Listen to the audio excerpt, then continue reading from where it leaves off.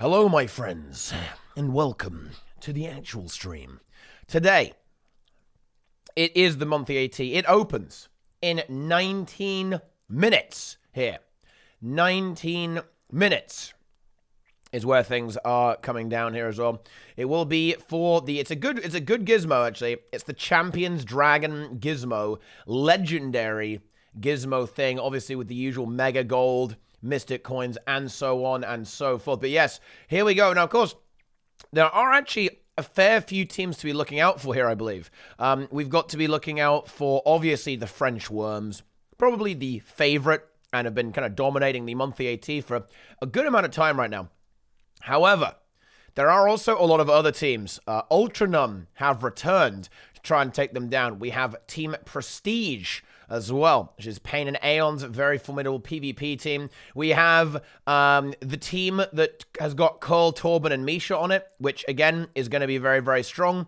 I don't actually know the full roster, but we will be seeing it develop here as well. But there's certainly a team that could actually be very, very competitive. They're obviously a relatively new team, so maybe like the synergy isn't quite there yet, but I know the players know each other. They're all very, very good players on that team. I want to see how that ends up going down. There's Team Tenacious. There's Team Quagons on Duty. There's actually a huge amount of... There's actually a lot of teams. Like, there are actually a lot of teams right now for Guild Wars 2 PvP. And it feels good. Here we go, guys. Let's take a look. Let's first examine a few of the teams that we might have here. We have a good amount of teams. Obviously, we have Goku here. This is going to be the Worms. The French Worms. Let's see, who else have we got that's recognizable? We have... Oh, wow, I actually think we're going to watch this game first. Quagons on Duty versus Tenacious. That is an interesting game, in my opinion. We also have, of course, Gold 3+, which is another team that's going to be playing in the Hardstuck Conquest League. We have Curl here, which is going to be a strong... I'm actually very curious who that's going to be. I'm going to check who that actually is. Right now, in fact. Ooh, oh my god. Dude, these first round games, man. Flash versus Fly. That's insane. Let's go. Dude, we're going to actually look at a lot of these games. These are some really big games. These are some crazy-ass games, actually, for the first round. Very interesting stuff. I wish they could just delay. So, let's see what the actual team is going to be. Ah, yes, it is going to be Curl, Andreas, Torben, Sari, and, of course, the Master of Disaster, Misha.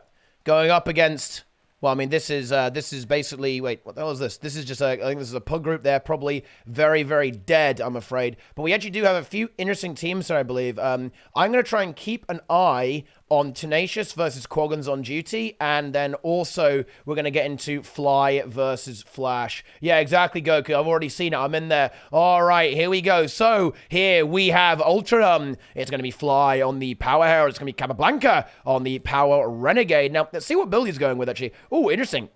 Marauder with Rune of the Fighter. So a different approach here from Capablanca when it comes to actually playing this build. Of course, things have changed for Renegade. The speed rune nerfs and additionally a little bit of might uptime reduction for Renegade is going to maybe adjust people there. What the hell is this? Cran. Cran? What is his character name, bro? His name is Femboy Fan. He's been playing too much Genshin Impact, as you can certainly see there. Gornet here on Core Necromancer, and this is, yeah, it's a good map for it. It's going to have a lot of room to abuse all of that corruption potential with Well of Corruption, and of course the remainder of the Scepter skills there. He actually has Torch on right now, so, oh, he's going to go for Scourge. Ah, very interesting. So he is going to be a big fan of the Scourge there, and that will be a last-minute swap, adjusting his build a little bit there, going with the Conditioned Scourge, Curses, Soul Reaping, and Scourge here. Corruption Power will be there with the Weakness, and of course the good durability to help Cran survive as best as he possibly can. And finally, Floody on the Holo, going to be playing on the sides with Elixir Gun, Laserdisc, and Elixir U. Kind of the normal... Oh my god. What? Wait... What a way to start the monthly AT, because here comes the Flash team here. It's Flash, it's Growlkathon, it's Lupe, aka Tenebrae the Toxic Worm on... Wait, what is this, actually? We have a... Wait, what? No, this is a bug. He's not actually Jalis, right? Yeah, it's bugged out. Yeah, he is going to be Power Herald here. I was very... Wait, is he? Yeah, of course it is going to be Glint there, but you can see the Rev UI, not the most reliable thing in the universe, but we have Flash on support, Corey, and Growlkathon on the Firebrand. Is it? What kind of... It's probably Bruiser, yeah. It's going to be Bruiser Firebrand. This is a build that Growlkathon does like to play a fair bit there. Marauder with Rune of the Fighter, going with the Axe Axe, Shield, of course, the Scepter, Focus. And then on the other side, we also have the Scourge once again. And I think this is, seriously, guys, as I predicted here, this is going to be very, very big. We actually have the Scourge, okay, here coming out. And I think we're going to see a fair bit of Scourge gameplay coming out. There's some funny Sauron. Sauron, the comedy hero there. So far, the team fight is raging. This is going to be a long and bloody team fight, I believe, guys. It is going to be very aggressive and probably very lengthy. Everyone is pretty durable here. And the Firebrand and the Scourge and the Core guys, but that Firebrand is just a little bit too exposed, a bit too vulnerable. We're going to see a revive. I think the poison. Oh, no poison, though. Growlithe lives. And that's the time being, but he needs a heal desperately. He desperately needs some healing there. Flash going to try and get in there. Does he have anything for that Firebrand? He just does not. Oh, that beautiful. So aggressive push there from Ultranumb, just focusing down that Firebrand, getting that done and sticking on him, and they find that kill. Very well played here so far by Ultranumb. They have won the first team fight, but they're going to need more than that. They're going to need to get a little bit more out of this fight, at least for the time being there. Flash about to fall here as well. Numb pressing the assault, pressing the aggression. Can they find that kill? Flash desperately trying to get away. He tries to get a line, but now he gets started back in, and that'll be another kill there. And Nezio also falls here too on mid, and Numb are in a fantastic spot here. They're even pushing this third node with Floody on his Horseman, about to grab that node there, and this is going to be a triple cap in favor of the red team. An excellent start here for Numb. Flash going to have to address this now. This is actually a bad map to get snowballed on, by the way, guys. This is a bad time to get snowballed. A bad time. Well, a bad map rather than a bad time, because as you can see, guys, look at these entrances here. Look how it's very easy to track the respawns and essentially start spawn camping. You have to go through these narrow corridors to re-push on the map, and that can be very difficult to do so if your opponent is in a good position and is ready for you, ready to receive you and ready to take you out, guys. Ultranumb looking very, very strong here. They're just going to straight up take that team fight 5v5 on the blue team spawn. If blue team don't win this fight, then this game is essentially going to be over, but Fly is getting chased down by Tenebrae, but Cran getting a big heal there. Capablanca now actually feeling the pain here, feeling the pressure.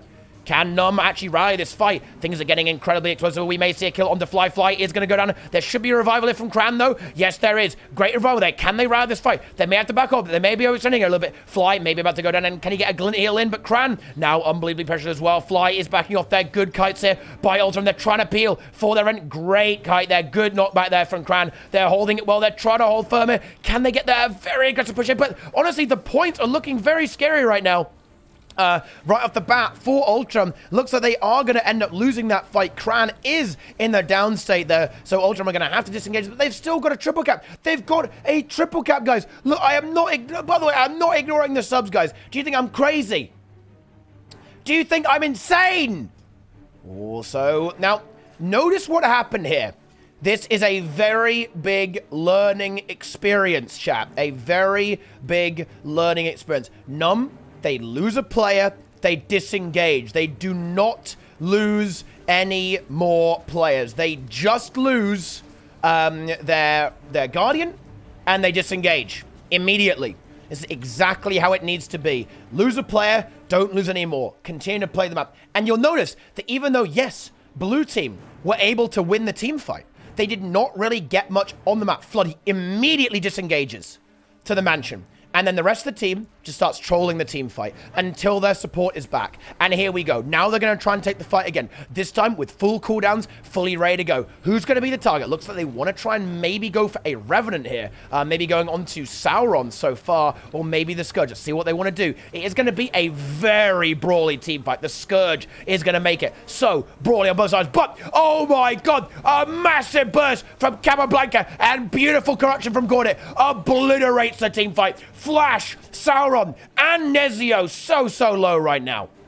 And yeah, Fly, he's not going to let Nezio get away with this. He puts the fear ring down, but I'm not sure if that's going to be enough here. He's so low. And here comes another rev, and that is it. And I think this game may be about to be over. I don't think we're going to see any kind of recovery here from the blue team. Ultranumb are looking powerful in this team fight. And it's good to see them so early on there. Of course, Worms. And can I go and take a look at what's going on? I want to go have a look at the Tenebrae game there, but you can see, not the Tenebrae game, the Tenacious game, but we have Goku, Dra, Esprit, Frey, and Azaz. Oh, rocking the double Renegade here. Let's see how that one goes later on there, but let's get into this game here. Quaggan's on duty versus Team Tenacious. Let's investigate now, guys. Let's get in there. Oh, my God. Wow. Oh, hang on. Oh, my goodness me. Tenacious going beast mode on us. They are going beast. And it feels damn good. It really, really does. Spurs, God of Curse, Timper, Maya, and Tricon going up 500-0 by the looks of it right now into Cranel, Holy Beardman, Daniel Blunder, aka Zinvu, Ben Levy, and Dodge. This is actually insane. This is an awesome performance here from Team Tenacious. This is a good team. Guys, I want to make this clear. This is actually a strong team here on the blue team. These guys win daily AT a few times, right? They've actually been even able to hold their own against certain kind of worm teams in the daily AT situation. Quaggons on duty are absolutely no slouches, and for such a dominating performance here from Tenacious is unbelievably impressive. Extremely well played here, and I think we're going to be seeing some very good things here from Team Tenacious as we actually go through toward the later stages of the tournament here as well, guys. Let's take it out, guys. Very, very big indeed, guys. Big, big gaming. All right, then. But yeah, this game is pretty much over.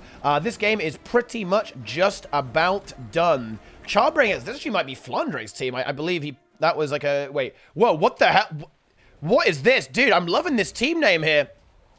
Okay, big team name. Wait, are we boosting? Wait, are we actually, dude, we're boosting now. Right, that'll do. Good enough. Good. 3, 2, 1 liftoff there from the boost stream. The boost gaming has come through here.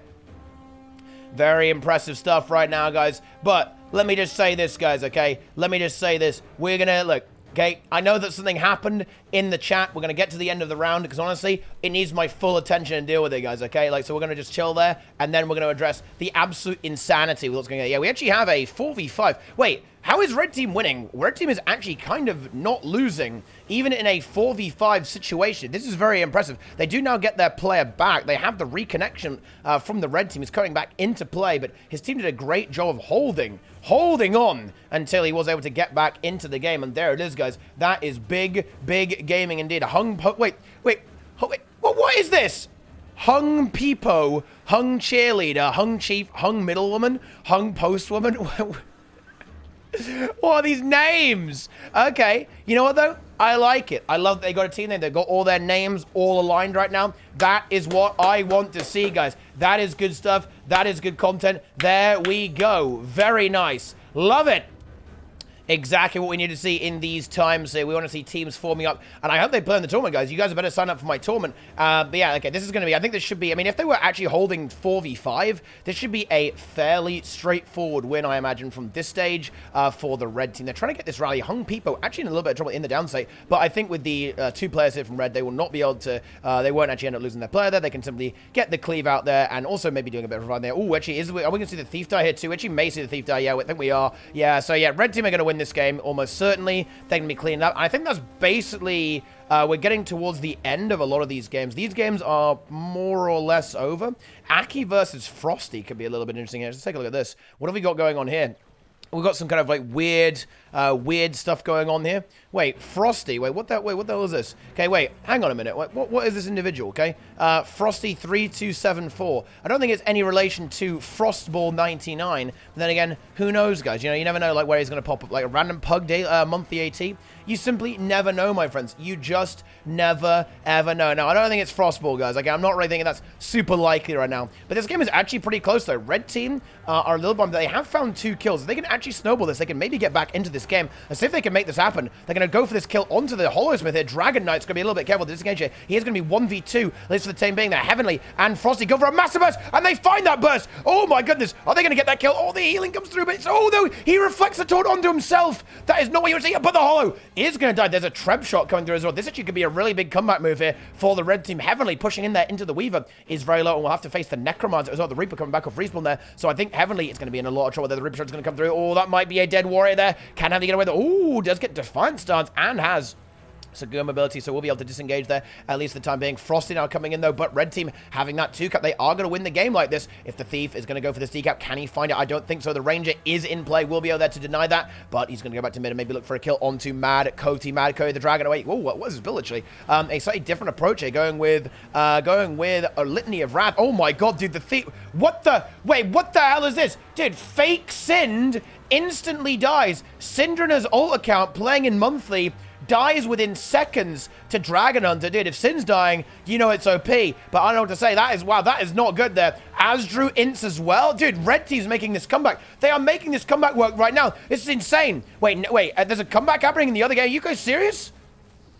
Where's the comeback game? All right, never mind, actually, guys. We're leading him to it. Oh my God! Dude, a comeback is happening, actually. What is going on here? The Quaggons on duty. They ride into this game. I don't know how they managed to do that, but they have got back in it. They've got a massive flurry of kills. They find these kills. They get the caps, and they are nearly back in this. Quaggons on duty. They do not want to give this up. They do not want to give up this opportunity right now. They absolutely don't. And Timber, Demolish actually finds that kill on the Timber. That's a disaster right there. This could be a huge moment here, as that will allow the Warrior to even potentially push out. No, he can't. Actually, he's on fire, so he can't really push out, but that means there is going to be essentially an outnumber on the map, at least for the time being. Oh, but that's not going to be great, actually, because the Warrior has to AFK on that node to hold it. However, Crannel gets decap on mid. Maya comes in, and Crannel very, very low. Crannel might die here, actually. Oh, I think he does die. Yeah, he's going to get just chained to death. He tried to break the link, but he can't find it. Maya gets a very sneaky kill there, and we're able to cap mid. This team fight is going to be very significant if the blue team can win this. This would be absolutely huge. This would be crazy stuff here. Vernick trying to hold on there, aka Holy Beardman. Tricon. Spurs, though, getting some great sustain there. The Guardians from both teams putting in that work, making sure their teams do not die.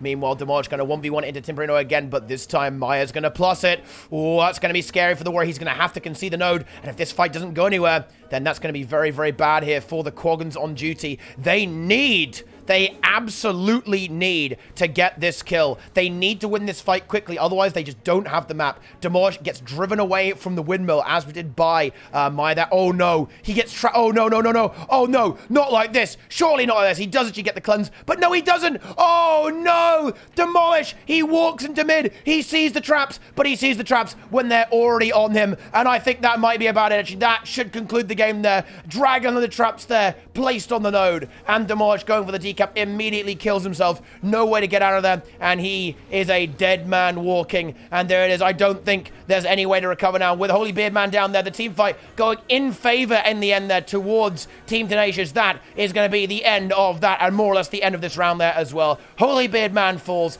and with that, I don't think there's any hope here for Quaggons on duty. What a comeback. What a brilliant comeback, guys. Oh my goodness. That is absolutely insane. What a crazy game between these two teams. I kind of wish I'd stuck around a little bit there, but it just looks so dominant for Tenacious that I wanted to kind of get some coverage on these maps, but sadly, there's not much to be done. Zanuva actually finds a really great kill here onto the Weaver, but it's not going to be good enough there. Fantastic revival there from Spurs there as well, denying anything like that. Wait, guys, what is this? What are you guys doing here? Like, what?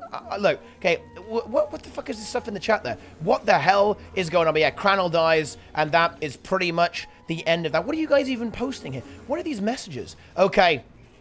Right, that is, I believe, pretty much the end of the round. Yeah, all these games are essentially over. But look, let me just say something real quick. Let me just say something. Okay? Mad Reverser 540 gifted 40 tier 3 subs. Do you guys know what that is? Okay? Do you guys even know? I mean, most of you guys, plebs. Okay? You're not even going to know what a tier 3 sub is. Tier 3 sub is worth 5 regular subs. Okay? 5 subs. That means that is 200 gifted subs. Essentially. But yeah, wow. I mean, Mad Reverser, like, yeah, he's there. He's on game. I like it, right? That's good shit. And look, I think, you know, I think I'm going to have to listen to so much Meatloaf that we're going to have to go through the entire discography of this. Seriously, man, that's absolutely insane. That is crazy stuff. I mean, dude, whatever's happened in your life to make you so happy, and, you know, like, feel like you're going to go and, you know, spread the love around. It's too much happiness. You got to spread it around to the stream, to the Guild Wars 2 section. I want what you're having, okay? Let me just put it like that. But yeah, awesome stuff. That is absolutely insane. I really, really appreciate that. That is crazy. That is absolutely insane. Let's see. Have we got a good team here? That might be worth looking at. And, ooh, Aki versus Tension. Aki, I think, is a... It's like a... I think this guy pugs a lot, but it could be good. Where are worms? Are worms into... What are fly into, actually? Like, what is Numb playing? Fly into the Valyrians. That's probably going to get a bit of a smush situation there. This round may be a little bit less interesting, I think. Actually, there's another team here. Please don't cast us. These guys are... yeah, that could be a pretty big game. Oh, let's have a look at this team, actually. I want to have a look at Dominic B. Dominic B might be a very, very interesting one here, actually, because this guy was playing in the daily on his Fresh Air Weaver. Wait, where's Prestige? Here's Prestige. Okay, we found them. Okay, nice, never mind. Yeah, I was saying, like, where is Prestige? But they're not ended as Prestige, they're ended as Dominic B. This is Team Prestige. Ladies and gentlemen, here we have RESTORED. Oh, he's going to be playing the Ranger this time, the Core Ranger, instead of the the Lightning Rod Weaver that we saw him play the other day there. I'm surprised to see, and it's Mijo, Rip the Mesmer, Pain, and Stern. No Aeon, though. Actually, wait, what is going on here? Dude, like, Team Prestige has clearly forgotten that without the Pain and Aeon combo, there can be no victory. But still a very powerful team here indeed here. And abusing this Pain and Rip combo here. This is very interesting, actually. This is kind of like almost very old school, where you have this Mesmer Thief combo just roam around the map, deleting people left and right, is what you end up seeing here from this setup here. A massive amount of burst, like thanks to the Mirage Spike and also the Thief Spike here. Now, this may not be the hardest game in the world for this team, so we may see them adjust their strategy. For example, we might see Pain go to a Power Herald instead of a Thief in some of the other matches there as well. We'll have to see how that goes. But I imagine that playing against an enemy Mesmer, he's probably very keen to actually abuse Thief here. Because Thief, obviously, very effective at dealing with an enemy Mesmer in that kind of situation. He's basically just shutting down Easywork. Easywork, again, is a force not to be reckoned with, my friends. He is playing the one-shot Mez here. Is it one-shot Mirage? Yes, it's one-shot Mirage from Easywork. Full Zerker with the Greatsword and Sword Torch. But, yeah, it looks like Team Prestige kind of having it their own way. This game, for sure. They're just kind of cleaning this up here. RESTORED on the Ranger just going to blow up this Elementalist over here, and this will pretty much go as it's already been going. Let's go ahead and look into another game here. How about this one? Yeah, wait, they got Sons of Good Luck winning? Wait, dude, why is there so much drama in the scene, like, with players? Stern is a really good player. Stern is a very, very strong player of Guardian in general, on his support guard, his Firebrand, all that kind of stuff. Oh, hang on. What have we got here, guys? Well. New time will come. Frozen Men. Support Guardian. Tyrone. Unburned Dragon Hunter. Brainpecker. Nick. On the... Oh! Core Minion Mancer. Sakiki. Flandre. On the one-shot Mirage. And then finally... Turn Me On. Is it Dripping with Alchemy? I mean, that is actually, okay, I'll say that's a good name, right? Dripping with Alchemy on the Hollow here, the kind of side note duelist build that we've been seeing with the Laserdisc and Elixir gun. For some, it's Dexite. Okay, yeah, I presume it's an alt account of some kind, or what? I don't know. I don't know what it is, but it's a big one. Sakiki is not fun. Oh, wait, is it actually not? Wait, is it or is it not? It's not. It's not me as playing. Okay, well, never mind then. Okay, fine. It actually is Sakiki then. That makes a change. But never mind, guys. Never mind any of that then. Well, in that case, we have a slightly different roster, but it is basically the same thing. It's both. They're both playing at the same time. Indeed. Look, that actually reminds me, I mean, that's a big strat. You know, that's a big strat. You have, like, someone leading the team and someone actually playing there as well. Flounder plays sometimes? Well, there you go. There it is, guys. There is the account in DB. Yeah, this is looking like a fairly straightforward game. Oh, Joe, I haven't seen this guy for a while. He's on Necromancer here with Avatar, aka Held the Zeit. We have Matu here, Gengar PMA, and Melee PMA. But Red Team has a lot of very strong players here. Of course, Tyrone, the innovator of the meta with the Dragon Hunter thing there, has been entirely kind of come up with by Tyrone, essentially destroying ranked, obliterating any hope of not seeing 3 Guardians per game in ranked. Sakiki, multi-monthly AT winner. Nick, ex-member of Forklift, although still member of Forklift, but Forklift is kind of ex. Forklift has now been past tensified, I'm afraid. Frozen Men, legend level player here. Frozen Men, usually playing support, or of course, Minion Mancer, Necromancer. There goes. There it is, guys. There it is. He randomly left 4 ATs after 2 systems, a troll of PT Leggy. Must have been Flounder. Well, I mean, look, okay, what the hell is that? Okay, like, what's going on there, guys? That is a little bit toxic, guys. That is a little bit toxic. Can I watch this in game? Unfortunately, you cannot. Only ArenaNet partners can. Only ArenaNet partners have the ArenaNet given right to observe. Let's go ahead and hop into another game. Let's see if we can find a close one. This round, oh, actually, that's a pretty, we'll have a look at that, actually. But I want to see if we have anything else. It's looking fairly straightforward for a lot of these games here. Oh, well, these are actually pretty close here. Yeah, there's actually a lot of close games, but they're maybe not well-known players. As such, let's go ahead and just leap into a few of them. How about... dude, like, I actually want to... Oh, show curl game? I mean, it will be straightforward, no? Like, what is it, actually? What is the curl game? Let's see. Oh, actually, hang on.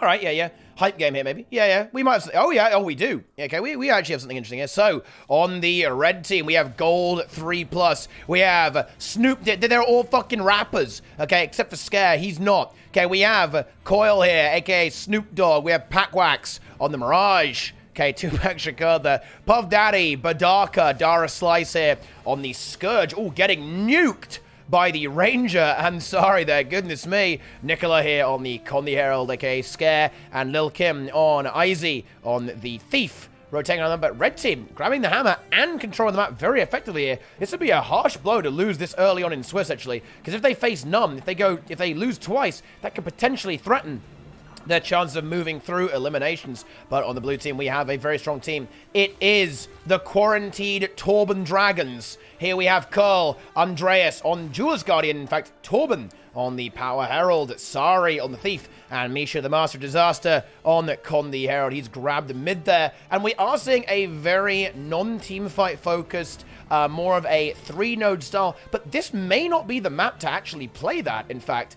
This is a very small map, and it can be difficult to out-rotate your opponents effectively here. And you can kind of see that reflected in the way the map is working out. Like, the red team is able to quickly respond to what's going on here with the triple side node, I believe. Of the blue team, we have, of course, Andreas on the Duelist Guardian. We have Cole on the Duelist Ranger, and then, of course, Misha on a kind of like a teamfighter Duelist, which is the Condi Herald. But this map is not... It's going to be difficult to actually execute the strategy. They do seem to be making it work. If they can find this kill onto Puff Daddy, that would be a brilliant kill. Can they get it? They get the CC. The Scourge is going to lose his barrier soon. There's the barrier gone. This is scary for me. He may end up dying. He is going to die there. However, is he revivable? That's the real question. I don't think so. The cleave should be more than enough to actually guarantee that kill. So that is definitely a great kill to find it on this map. But if red team can just keep consistently winning these fights, winning the hammer, they are certainly not out yet. Now, they are going to lose a lot of map momentum there. Cole's going to get point A, but they do actually lose the decap there on point B. Lil Kim was able to actually find the decap on point B and then rotate elsewhere before Sari was able to respond on the Thief of her own. Snoop Dogg and Scat. I mean, this is going to be pretty endless. Like, if anything, this will probably favor the red team eventually. And yeah, you can kind of see that reflected in the fact that Torben is going to just leave here. He knows there's not much he can really do. He just needs to leave Andreas to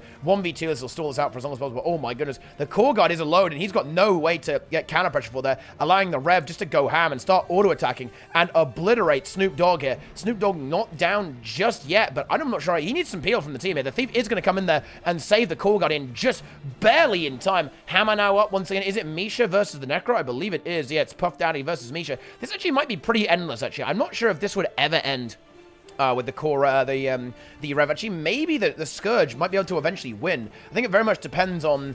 he doesn't have Well of Corruption, so maybe he can't win, actually. But we do actually see the swap coming out there. Misha knows that he doesn't really want to fight into the Scourge, but we do see the all-out team fight coming through now here as well. It's not going to be long, though, before blue team actually gets ahead in this game. They have that 2-cap. They have both of those nodes. They are certainly pulling off the rotation game so far, and these fights are all going to be so slow. Almost certainly going to go to a timer game here, I'd imagine, actually, ladies and gentlemen, because the class is just so tanky, right, on both sides there. We have Guardian, tanky, Scourge, tanky, Condi Rev, tanky, Thief, very hard to kill. Mirage, definitely not tanky, but does have an ability to kind of disengage fair effectively. Torben gets exploded there by the Mirage. This could potentially loosen up the map here a little bit if this Mirage is able to go elsewhere and find a kill, break through some of these durable vulnerable classes there. The Ranger, the Guardian, the Kondirev. These are all things that need to happen here. Sari's going to go try and interfere here and push directly onto the Hammer and try and get rid of Scare. However, Snoop Dogg is going to match that immediately. And then, yeah, there's no point in Sari staying here now. The support is going to be far too much. But now, again, you can see the advantage of Thief here. Like, Thief is going to mean that this rotation from Snoop Dogg is going to have to be, you know, immediately addressed there. But he will be significantly slower at doing so than the Thief. He's going to try and group up here with the Scourge, but Torben will just simply not take that fight. And you can see the decision-making here is very intelligent here from Blue Team. They are definitely playing them out much more effectively than the Blue Team. And not necessarily because, you know, like the Blue Team is playing badly. I think they're actually, Blue Team is making the right decisions, but just the way the composition is working out, it's just way too slow. Like, the Blue Team is saying, right, okay, right, we're going to push this fight, force you to rotate to it, and then immediately rotate away. No one dies here. Misha's just holding on the Hammer forever, forcing the guard to rotate it over and over again, and then he has to leave immediately. So he goes, he's here, he's not doing anything. That's the thing. He can't stay here. Like, Snoop Dogg has essentially made his team 4v5 on the map. Now, actually, now that's a big win. Though, that is a big win. We do see Scare actually get the kill on Misha after a bit of time. That's fantastic. But the thing is, they lose their Scourge on the map, and they're going to get decapped because of that, baby. Because Sari is going to be 1v2ing into Snoop Dogg. Now, the Hammer is going to come through, but it actually isn't. Blue Team able to respond in time, denying that Hammer. Andreas and Torben get there in time, and actually, this is a pretty scary 2v1 to be in. The amount of node pressure going on to Scare the Vicious is going to be very, very high. He will need some assistance. It is going to come through in the form of Snoop Dogg.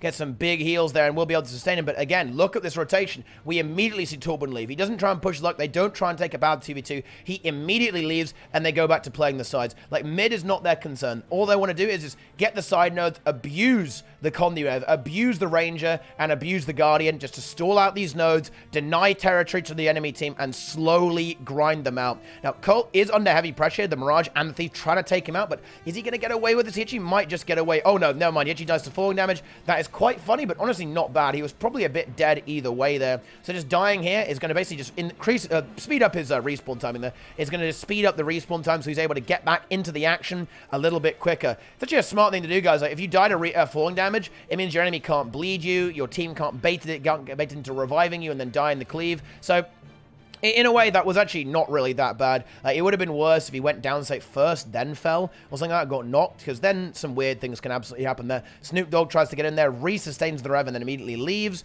leaving this 1v1. But Red Team, they've got to figure out how they're actually going to break out onto the map. They've got 5 minutes, so they can definitely win, and they are now getting something done here. If they could get a kill on Curl, that would be great. Oh, Curl actually was chilled in midair or something like that. He was crippled, so he did not make the jump, and now is going to get pressured very heavily by this Mirage. Oh, the port bugs out there, Sword 3, because there's no port there from Curl. Very well played there by Curl. But is it going to be enough? He's going to get his heal very, very soon, but he is so low. Can he get the heal? No, he cannot get the heal, unfortunately. But actually, can the Mesmer actually finish this kill? I'm not actually sure if he can. Like, the pet res is going to be strong here as well. We need to see some kind of daze here to get this done there. Yeah, we are going to see the Mantra get recharged, and that will deny. Oh, yeah, great cleave there from the Scourge. We'll deny that res there, and the Ranger is going to go down. So, Red Team, they have found something here. Now, they need to be careful not to get trapped too long on the Hammer. They really need to be careful about that. It's 300 points there. Now, Red Team is getting back into this. Sari getting a fantastic decap on mid. All the Mirage just barely doesn't make it to contest that. Meanwhile, their Thief also does return the favor there on point C, but the thing is, Misha grabs that node, and Red Team need more than this. They need to be a node ahead. They are still 70 points behind or so. So they really need to get that advantage, and they do have it now. Have they found a way? Are they just going to play the 2-node here and just try and bunker this down? This is good enough if they can actually get away with this. The Scourge holding firm here. Lil Kim bunkering down here as well, getting in there to pressure the enemy team away from the Scourge. Tupac coming in there as well. Now, they've got to rotate quickly. They need to leave here, because immediately we're seeing Torben and Sari are going to push directly towards middle, and that is going to be their Guardian of Snoop Dogg incredibly exposed. If he dies here, that could be disastrous. Now, here's the thing. The Thief is actually pushing that 3rd node. Is Misha going to get there in time to deny the cap? Oh, he may not. Or actually, I think he will just barely make it, I think. It's close. Yeah, he just barely makes it to deny that cap. Snoop Dogg survives, though. Is going to be able to rotate away. Meanwhile, this fight is going on the Hammer. Completely even, of course, there. Andreas into Scare. Although Andreas does nearly have the cap, actually. And Scare struggling to keep up with the tempo there. A few nodes there, just slowly getting those ticks. Using those knockbacks on the Guardian. Actually, it looks like the sustain here is maybe a little bit too good on the Guardian for the Rev to actually break through. Of course, Rev, the Guardian having a lot of cleanse, a lot of condition management, could make things difficult.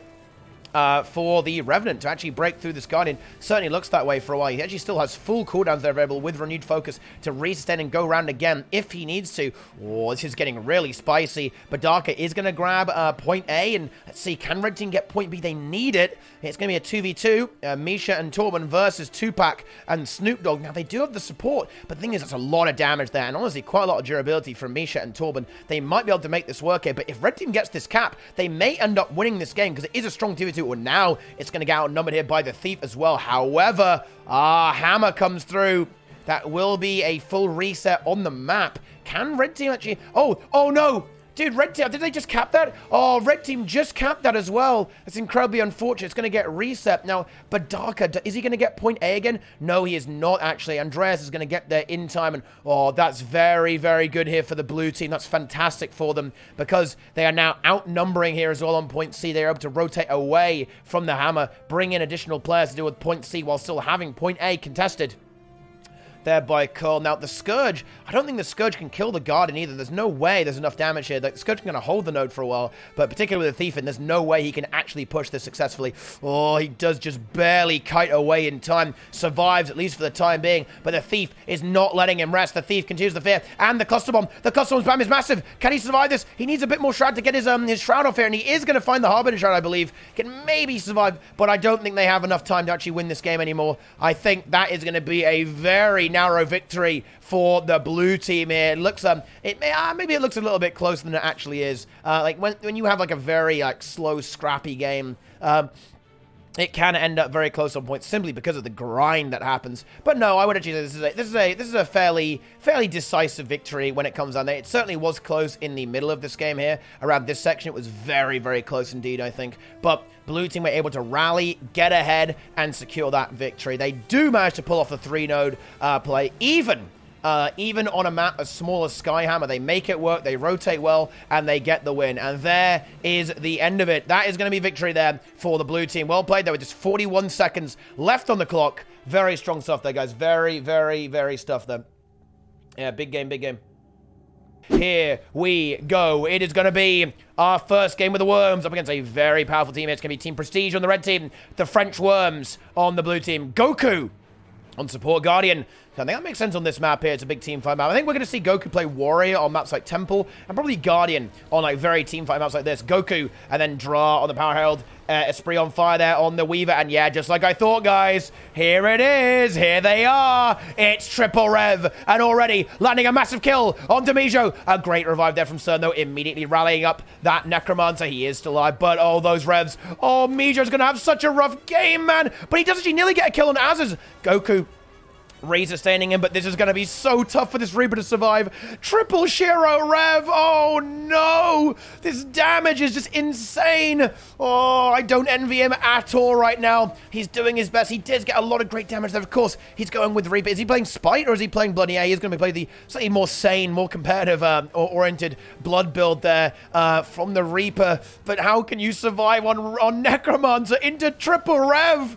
It's not going to be easy at all there, and Stern is going to fall next from Prestige. Oh, and this Mezza, he's thinking, yeah, I'm not doing that. I'm not going anywhere there, mate. I'm about to get out, but can he even get away? Azaz and Frey, they want to hunt him down. They want to find the kill. Here comes Frey. He leaps in. There's no heal there, and that's going to be a kill there onto the Mezza, I think. He's got 200 HP, and he is going to fall. Esprit 1v1ing into Rizadom. Because it's still a fairly slow matchup here. Like, the Ranger is going to be very difficult to kill. There's a lot of condition cleanse here on this base Ranger using those utilities, but can he handle the plus from Frey? He's going to try. He's actually going to try and hold it. This guy's got some balls, actually, but eventually he knows he's got to leave it.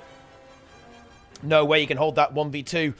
Esprit will now start to have control over this node and reinitiate the 1v1. Ranger backing off until he sees the Renegade leave. Renegade, he actually will be able to contest here, I believe, but it is going to be a neutralization. Oh, but Frey actually inverts it. He comes back. He wants the kill. He wants to go for that Mezza to respawn. So actually, there is time for that as well. However, Dra ends up dying over here. The Reaper gets its revenge onto that, and they get a terrible revenge indeed, eliminating Goku as well. The damage on from this Reaper is going to be absolutely devastating. And that was a pretty bad time to die there for Goku and Dra. The bell coming up in 20 seconds. So Dra's going to be back, but Goku will not be alive by the time the first bell comes up. And this could be significant. If Prestige is able to consistently win these bells, that's where things can get very interesting. However, Esprit already moving for it, will start contesting it, will start stalling it out there against the enemy Thief of Pain. Now, Pain actually is still going with Thief, so it is going to be a rotation style for the red team versus a more out brawling team fighting, just kill everything style from the Worms. However, there is still a mighty team fight coming out there from the Necromancer and the Guardian of Team Prestige. That's not to be underestimated there. And perhaps the nerfs to Revenant. Will they actually be activated? Oh my god, Dra gets Lich. The Lich comes out there. Oh my god. Mijo obliterating. Great revive from Goku's going to deny it. And now the pressure's going to be back onto this Necromancer. Is he going to survive there? He kites away very nicely. Grabs his heel skill there with the quickness from Rebushan and gets away with it. Dra very, very low there. Nearly going to take out the coins. Is he actually going to take out the bleeds? Might get him. No, he is able to retain there. A very scrappy fight so far, but Team Prestige looking so good right now. Looking great, in fact. They now have the size there. This Necromancer from Mijo. Mijo popping off right now. This man's insane. And just look at that Reaper go. Obliterating Dra. Goku without res. And this is honestly very uncharacteristic, in my opinion, from the Worms. They're just not organized in the team fight. They're so spread. They're not getting what they usually have here. This is very, very interesting indeed here to see this. The Worms struggling hard in this game, in my opinion. Like they are not getting those really clean team fights, that clean aggression that we normally see. However, Rizadom and Pain very, very low on the bell. Mijo rotates there, but there's already a downset there from Rizadom. Can Stern make? I believe he has Signet.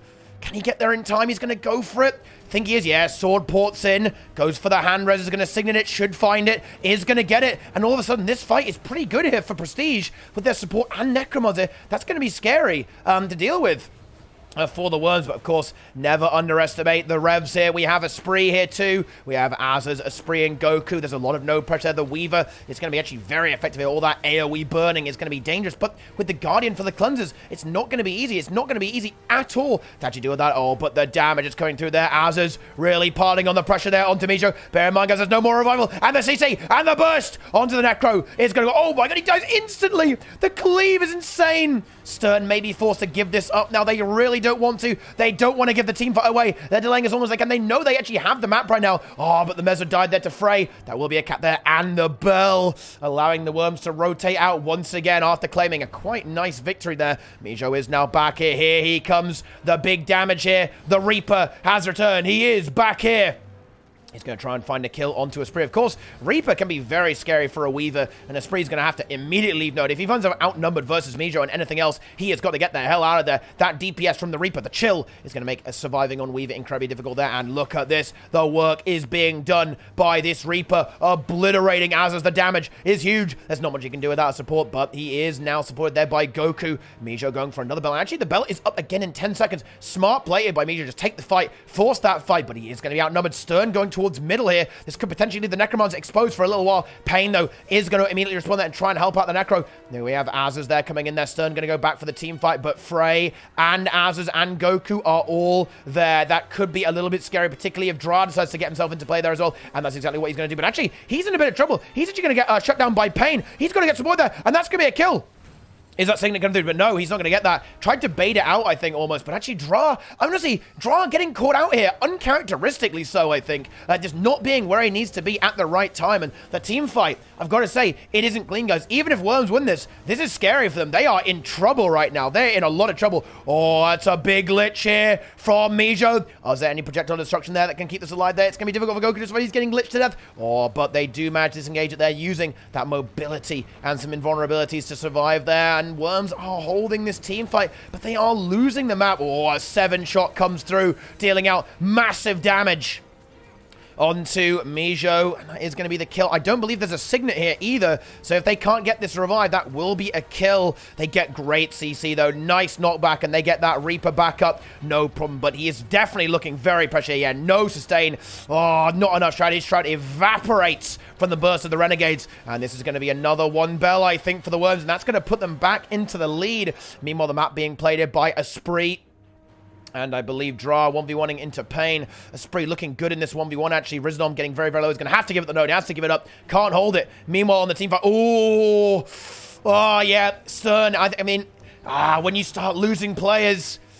you get forced into very bad situations. And that's exactly what we see here. Goku And, of course, Az is able to find the kill there. Now, Spree actually ends up dying. Ends up losing the 1v1 even into Rizom there, potentially with a bit of help there from Mijo. And that's going to be the end of that. So, Goku not able to get that revival there is going to have to take this 2v2 into Rizom and Mijo. It's going to be scary if Stern decides to rotate over there. But when you start losing players and you've got a big objective like the Bell, Stern, he couldn't leave there. He cannot give that up. He cannot afford to give that up. But actually, Rick the Mesmer finds a kill onto Frey.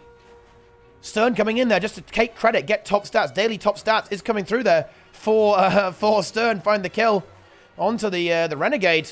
Can Goku revive that? I don't think he can. And Dra dies as well. Pain with a very clean 1v1 into Dra.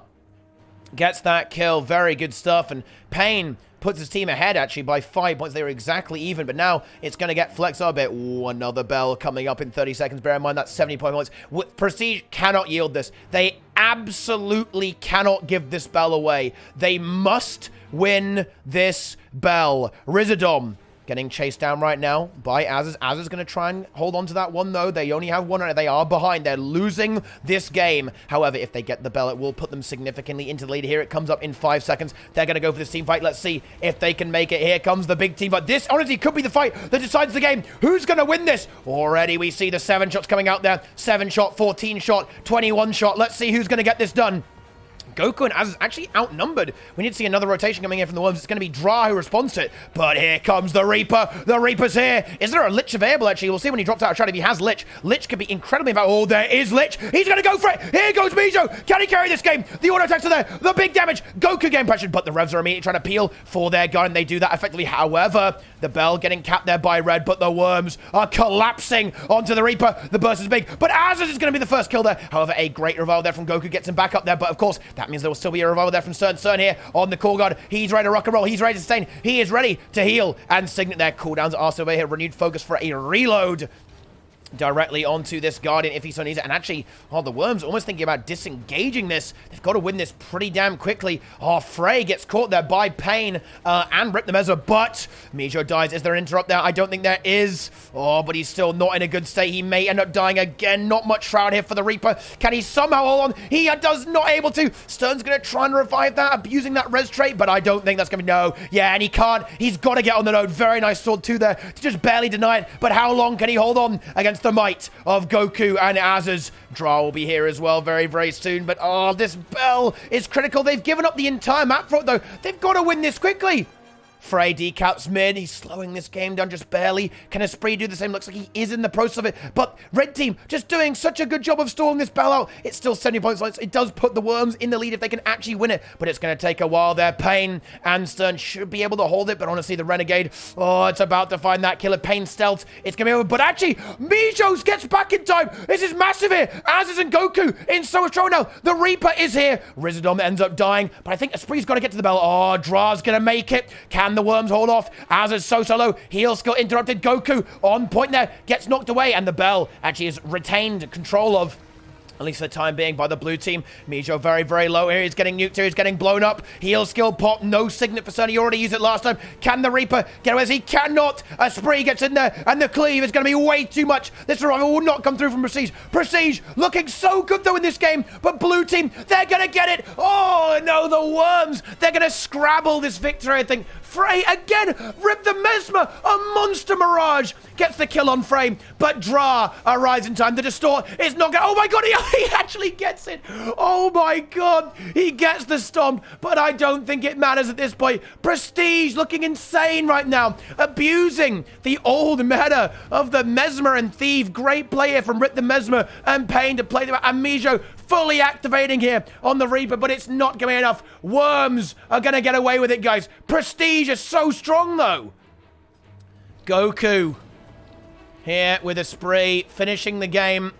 Dra, he knows he's just got to bunker that down. Bell doesn't matter at this point. Az is going to contest it because he knows that the blue team, the red team have to. They can't ignore this node. It will auto win the game if they aren't careful. But I don't think it's really going to be enough either way at this point. It is 10 seconds left in this game until it expires there. But a very, very close game here indeed, guys. A very, very close game. 414 to 500. And that is the end of that, guys. There it is. Dude, that's a very crazy game, though. Worms I have to say, not looking as clean as usual there. Not looking as clean. So let's see. Goku versus Ace. Oh, dude. All the big teams are dodging each other. I want to see Fly versus Tenacious. Ultranumb versus Tenacious could be very interesting, I think. That could be one we could take a look at. Let's see what else have we got here. Goku versus Ace. We have that team. I don't know what that is. That's Prestige versus those guys. Please Don't Cast. That's Ram versus Gold 3+. Sigadal. Who's Sig playing with, actually? I'm actually not sure who he's playing with. Let's go and take a look at that. Who is playing with us versus that, guys? Let's take a look. Oh, yeah, that could be a decent game. Yeah, Core versus Turn Me On. Yeah, that could be an interesting team. Who is Sig playing with? So, God is playing with Sigadal, Benzo, Adelanti. Oh, actually, wow, this is a good team. It actually is a very strong team, I think, too. So we have, yeah, God of PT Sigadal on Renegade. We have Absolute in Doubt, Benzo on Hollow. Pro Hollow, in fact. Adelanti on Support Guardian. We have Thick Thighs Owner, which is Feifei, I think. I think it's Feifei. Let's have a look. Yeah, it's Feifei on the Reaper, and then finally Belzadar on the Power Herald. There we go. I mean, that could be an interesting game. We'll take a look at that. Do we miss Numb against Worms? No, Numb against Worms hasn't happened yet. We're still in the Swiss stage of the tournament, so it is not over yet. But let's go ahead and take a look. I think this game might be the most intense one. I think that's very favored towards Sigadal's team there, that game.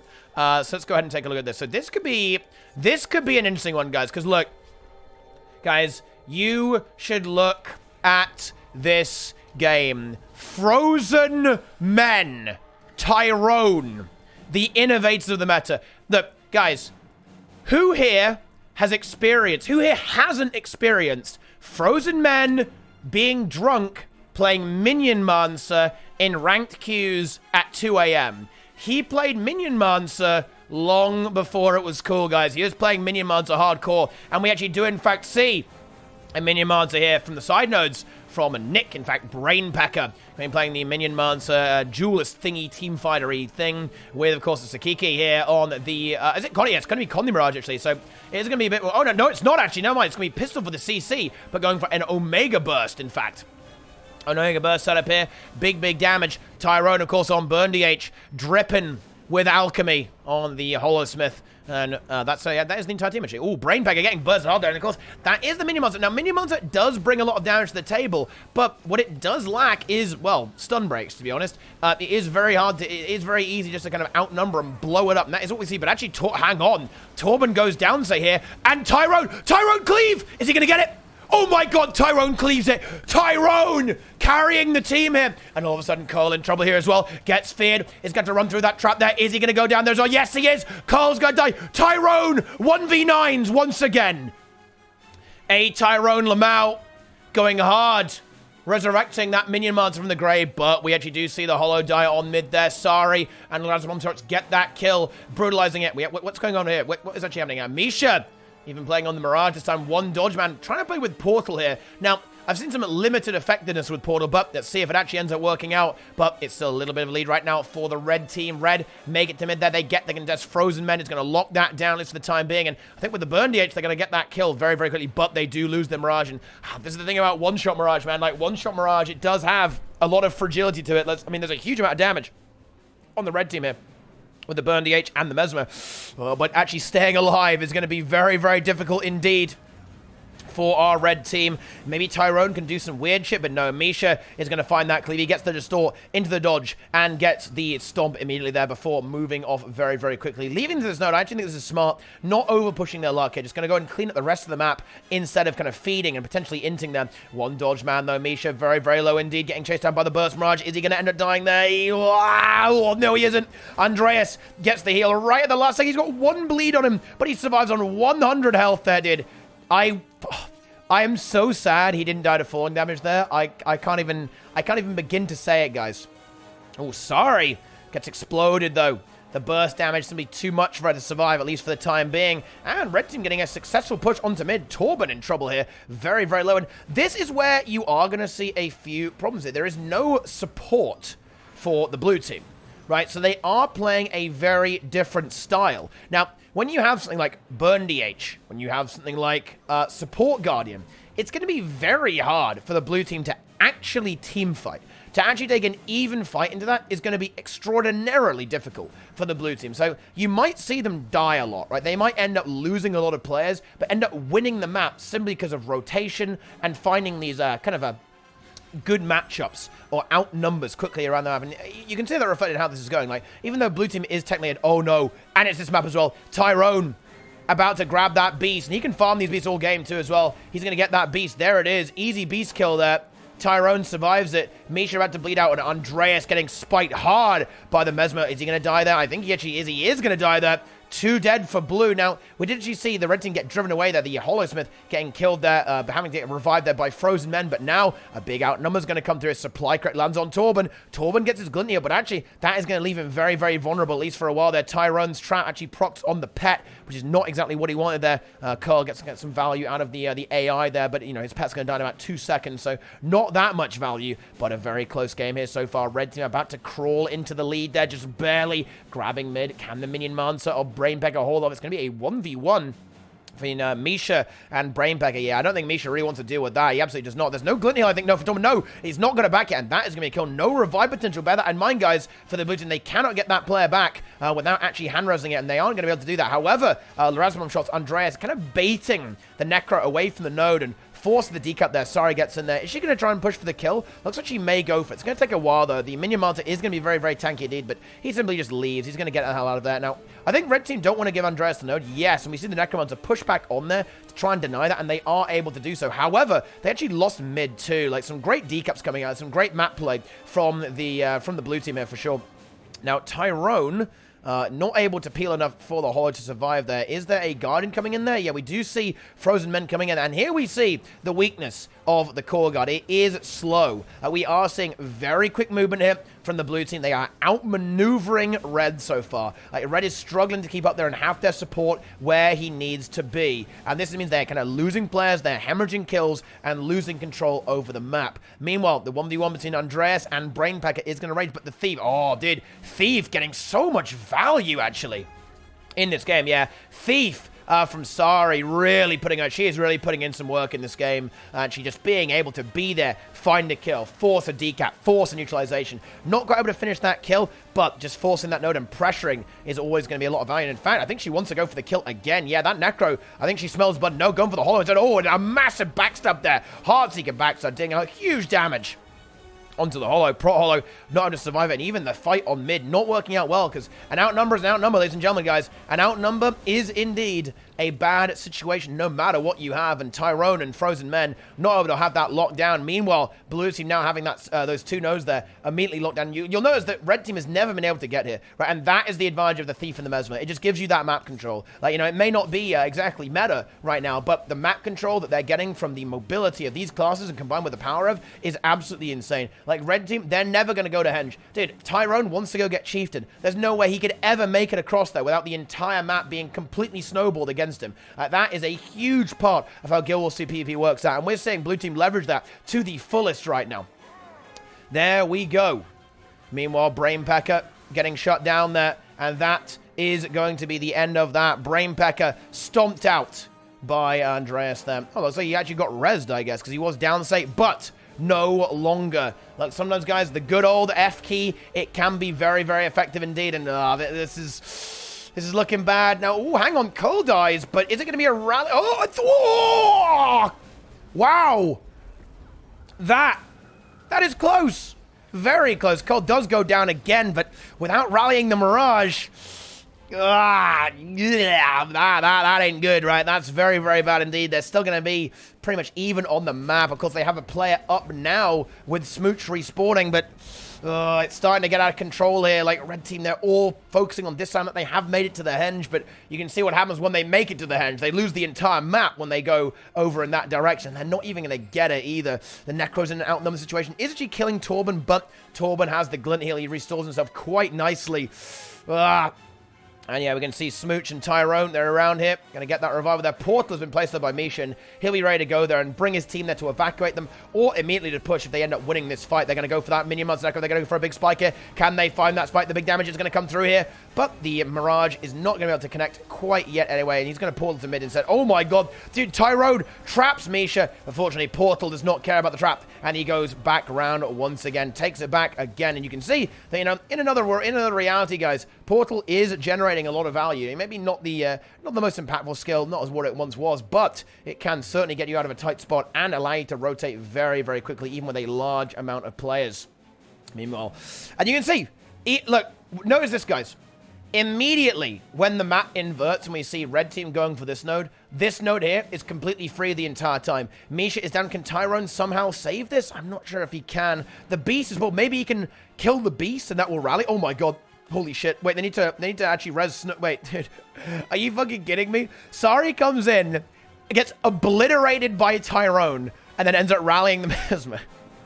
But the thing is, like, that immobility, the punish comes through. Curl is going to get the stomp on Brainbecker. Tyrone can maybe contest, but no. Oh, he doesn't make it. Just barely. Curl may end up dying there. Misha dies on mid, actually. Smooch gets the burst.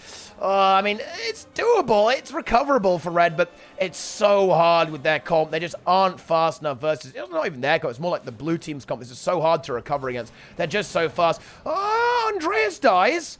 Okay. Oh, hang on. That's very bad, actually. Misha now being bled out. If Curl dies, that's bad. If Curl survives, this is still okay for blue. But if he dies, this is bad. If another player dies for blue, this is where things get very scary at this stage here. Now, they are going to have a respawn coming back there, but actually, Curl may die here. The burst is going to be big there. Can he survive this? Oh my god, he can't survive. He's actually down. Now, that is bad. The snowball just come through, and we actually still have Andreas being bled out on... Okay, this is actually really scary. Oh, I don't like this beast. I think this is... No! He's got to kill this really fast. Can he do it in time? He's even at risk of getting this stolen, I think. This is really scary. Can he make it happen? Torben about to go down. Torben does die. There's a triple cut there, but Misha, he sees the beast of steel. He will be devastating, but he's not going to get the steal. Okay. But they may lose the node here. Sari and Misha get it. Oh my goodness me. Torben getting taken out there. Tyrone, or rather, new time will come. 1v1 to Andreas. That will hold forever. Tyrone maybe going to replace Frozen Men and have him rotate elsewhere on the map. Meanwhile, the 2v2 is going to be essential here. It's going to be Brainpecker and Smooch versus One Dodge Man and Sari. Oh, but that is going to be a very vulnerable Power Mesmer there. Oh, so squishy here from Zagiki. Can he survive it? It's going to just barely be able to get away with this. But the burst onto Misha is massive. Misha exploding into a cloud of purple butterflies. He's able to get away just barely. Has Portal, can maybe disengage it, but actually he's going to be forced to use it just to survive, not even to rotate, and that's not where you want to be. Just using it to survive is going to be scary, but actually, red team now have the triple cap. Smooch, unbelievably low, goes for a boost at 9% health. Oh, but... maybe a little bit risky to try and get away with that. That's not going to happen, but red team is about to be in the lead right now. In this game, Andreas is nearly getting the decap there, but is that going to be enough? We have the Hollow Tyrone and Driven with Alchemy holding on to mid, and Prebeck, oh no, this is hard to break. How do they break this, actually? Frozen Men will be able to bunker this for a while there, continuing his hold on this node, getting a few more vital points for the team. Honestly, is this a die? This might just be a die on node. No, it's not going to go for a die node, just to force the decap. Tyrone is now here as well. Red team ahead, though. Oh, this is getting crazy. Can blue team actually get back as Brainpecker with the Lich? Oh, another kill. Oh, if anyone dies here, this is over. It's just game over and anyone dies. And so, no! Carl does end up dying. Oh, that might be it, actually. This could be the recovery. An insane comeback from the red team. Frozen Men still holding, denying that node. Brainpecker's going to grab the mine. Smooch going to push directly onto Misha. But meanwhile, we have mid held by Tyrone and Driven with Alchemy. Torben is desperately trying to find something here, but he can't find that decap. Sorry, maybe going to do something, but what's it going to do? Oh no, it's over. I don't believe it. Insane recovery from the red team. They kept their calm and they pushed. They got to the 3 nodes and they held all of them, and there it is. The Master Disaster is going to fall at the last moment, and that is going to be the end of the game, and that's it. Red team wins. Tyrone gets it done.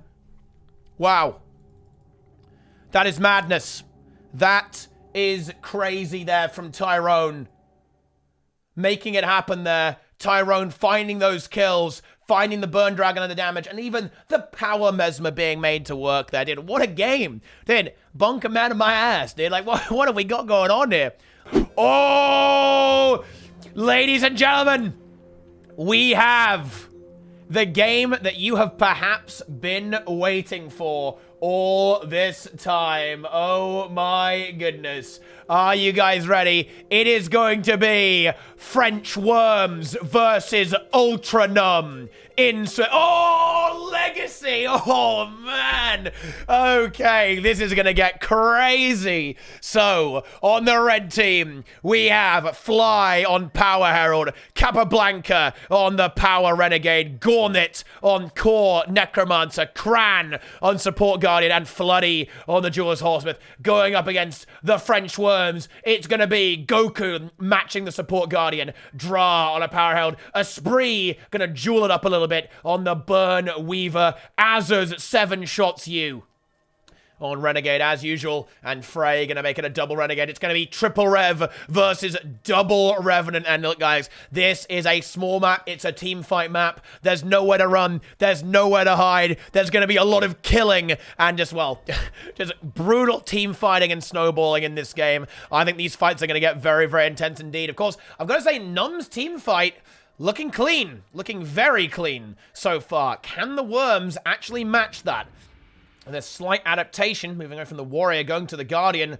This is where things can get a little bit spicy, guys. This is going to get very, very interesting indeed. Let's see if the Necromancer... Oh, and the Scourge! I actually like this here from Gornet. He's going to have very nice... Still going with Spectral Walk and Chill Language with Curses to spam some weakness.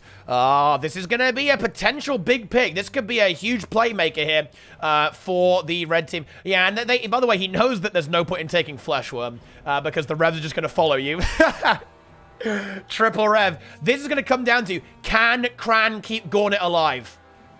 If Cran can keep Gornet alive, the team fight will probably be great here for Ultranumb, but if he falls, that team fight will crumble very, very quickly indeed. And said, it is going to be a triple node play. Once again, I think this is something that the Worms do like to do. They grab Waterfall there with Frey. He's going to move directly over to mid to get in the team fight there, which Ultranumb is currently kind of shoving away there with 3 players. But meanwhile, we also see a 2v2 over here, soon to be made into a 3v2 as Azuz rotates directly over here. Floody, Capablanca, and Fly. We're going to have a bit of a scrap here, while mid is simply trolled a little bit there by Gornet and Frey. Now, Gornet even actually playing aggressively here, but never mind that, because Capablanca goes out. Is there a... Oh, no!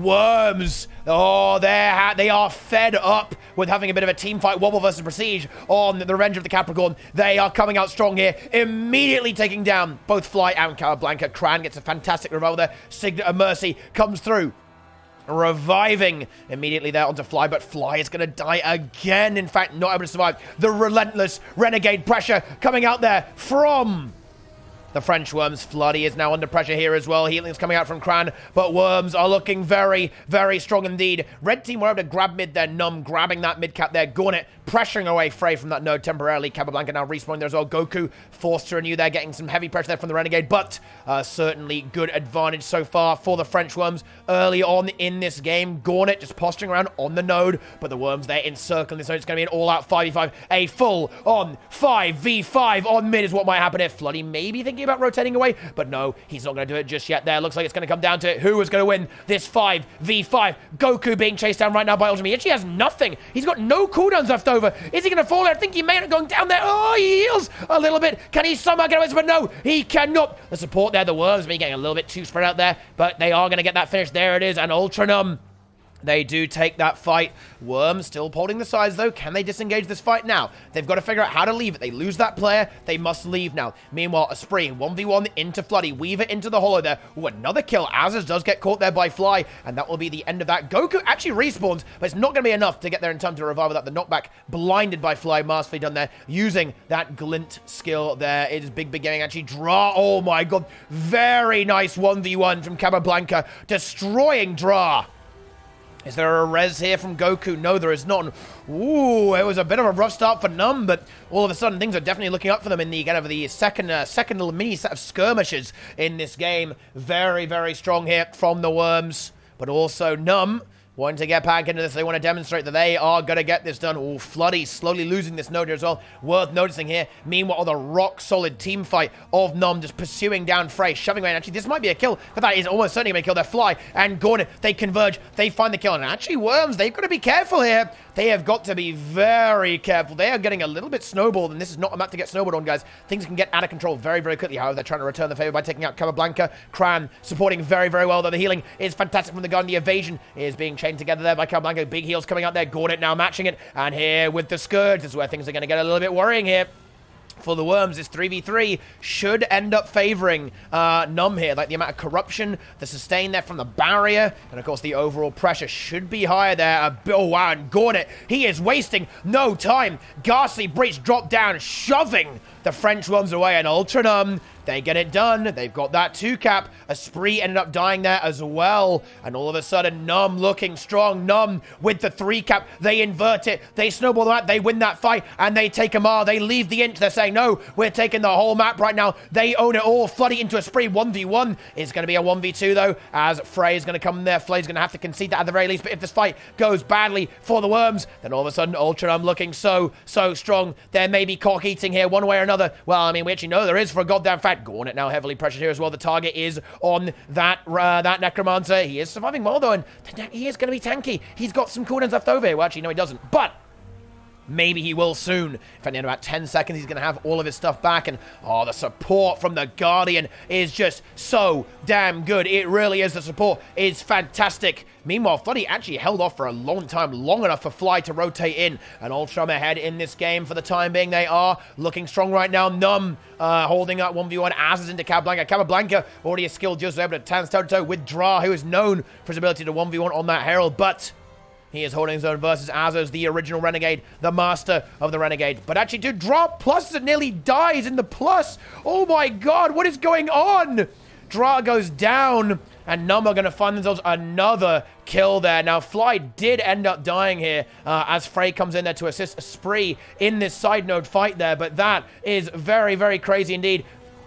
Goku finds that decap, and Worms are probably going to end up with at least one node here. The quarry will be obtained by them. Fly really doing a great job kiting around the node, just delaying the rotation, letting Frey move away now, but it's going to take a while. They actually want to try and push for the kill maybe, or at least pressure him hard. Fly respawning, making this a 2v2 once again, so actually it looks like Frey may not be freed from his torment.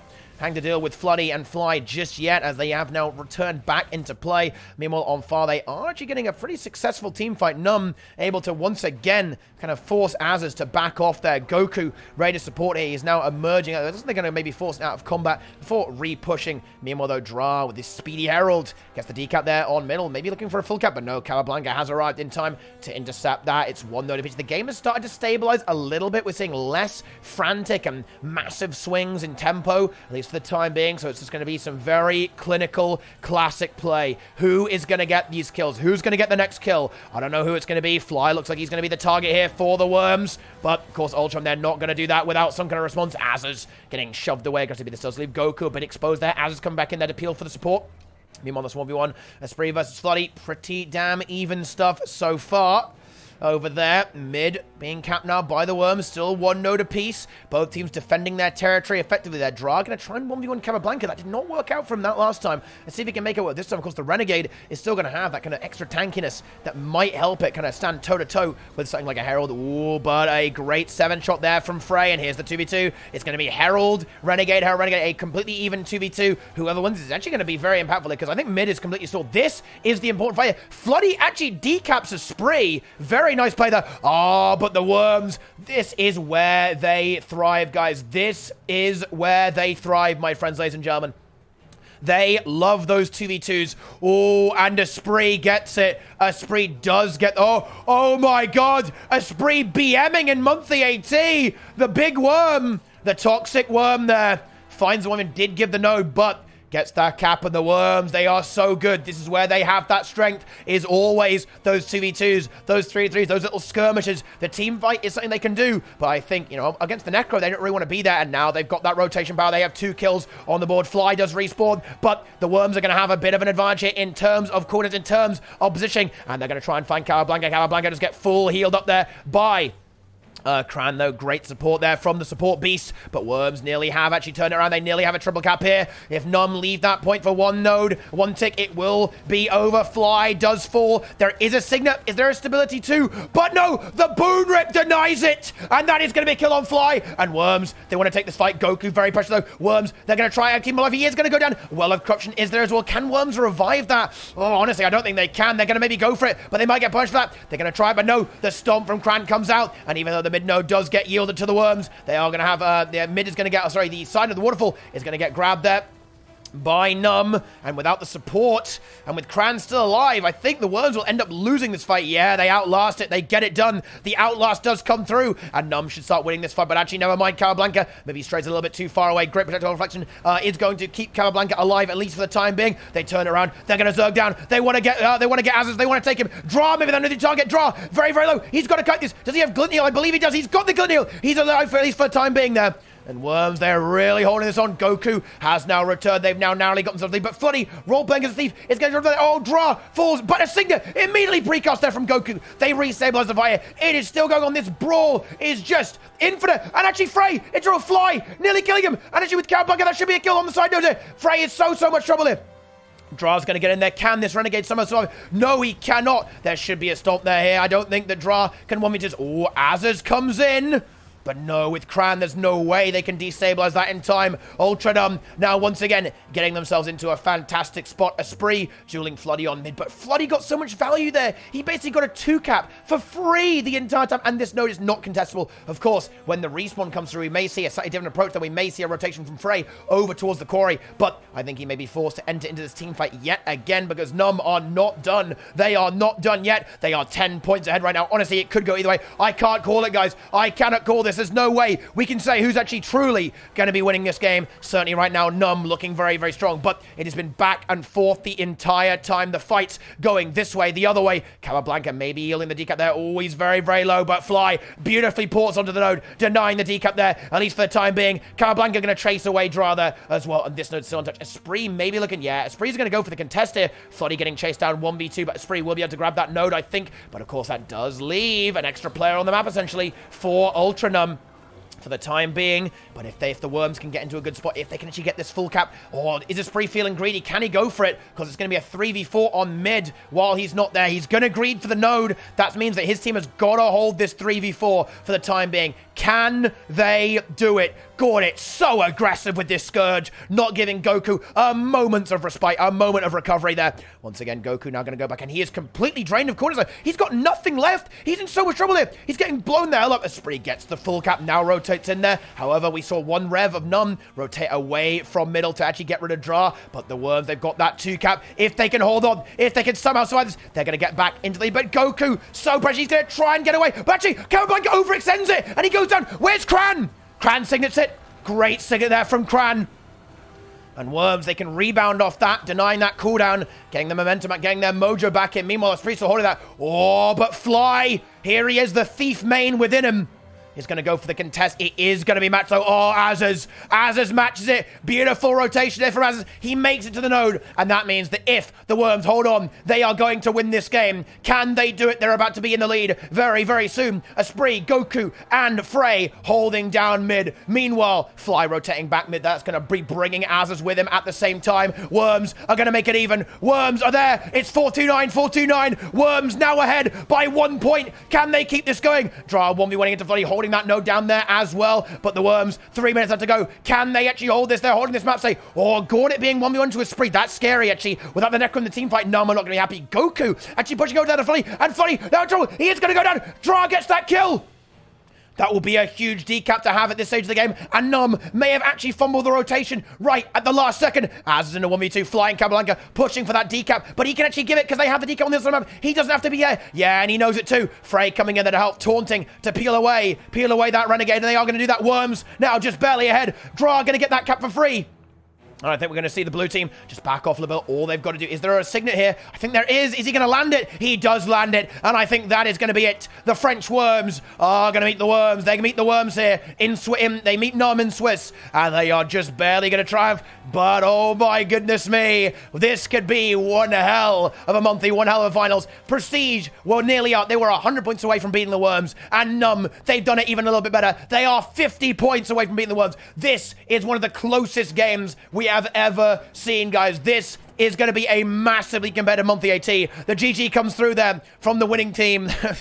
There it is. And that is going to be the winners of the Swiss round here. So not over yet, guys. Numb, they've got plenty of time to come back there. The elimination will probably see them there for the top 8 anytime soon. And there it is, guys. French Worms win the Swiss round versus Ultranumb. They are still undefeated. They are just going. But it's certainly not over, guys. It is not over yet by any stretch of the imagination. I think we're going to get some serious spice there. You guys want Tyrone? Yeah, Tyrone. All right, okay, all right, Tyrone. Here comes Tyrone, then. Yeah, I want dude, Forklift Operators is a god tier team name, man. They kind of got turned into, like, dog lift operators, turbo dogs, but then that just disappeared there. So, what is this? What is this? They've gone back to the ranked jungle. I think a lot of people will know Frozen Men for this character name here, guys. Minion Mancer, full minion core necro. We have Talbot, Tyrone, another full minion core necro. Brainpacker, another full minion core necro. We have Sakiki on full minion Scourge. And a Deadeye to top things off here. This is this is not going to work. I mean, Frey has hard countered it by going on to the Dragon Hunter, Esprit with Hollow, double Prot Hollow from Dra and Esprit, Goku on support guard to support the burn DH, and finally Azaz on his good old faithful Renegade. This is not going to work, right, guys? Like, no way. Well, I mean, I guess we'll see. I mean, maybe the Deadeye can rotate. Oh, actually, oh, hang on. Dude, Esprit actually may die here. The Deadeye is doing so much DPS. Esprit feeding. Oh, dude, the thing is, though, that burn DH obliterates the minions and ends it. However, dude, Dra and Esprit both down. Okay, the Deadeye gets the kill on Esprit, and Dra gets shut down by double minion Manta Necro. As is not able to survive. Oh, my God.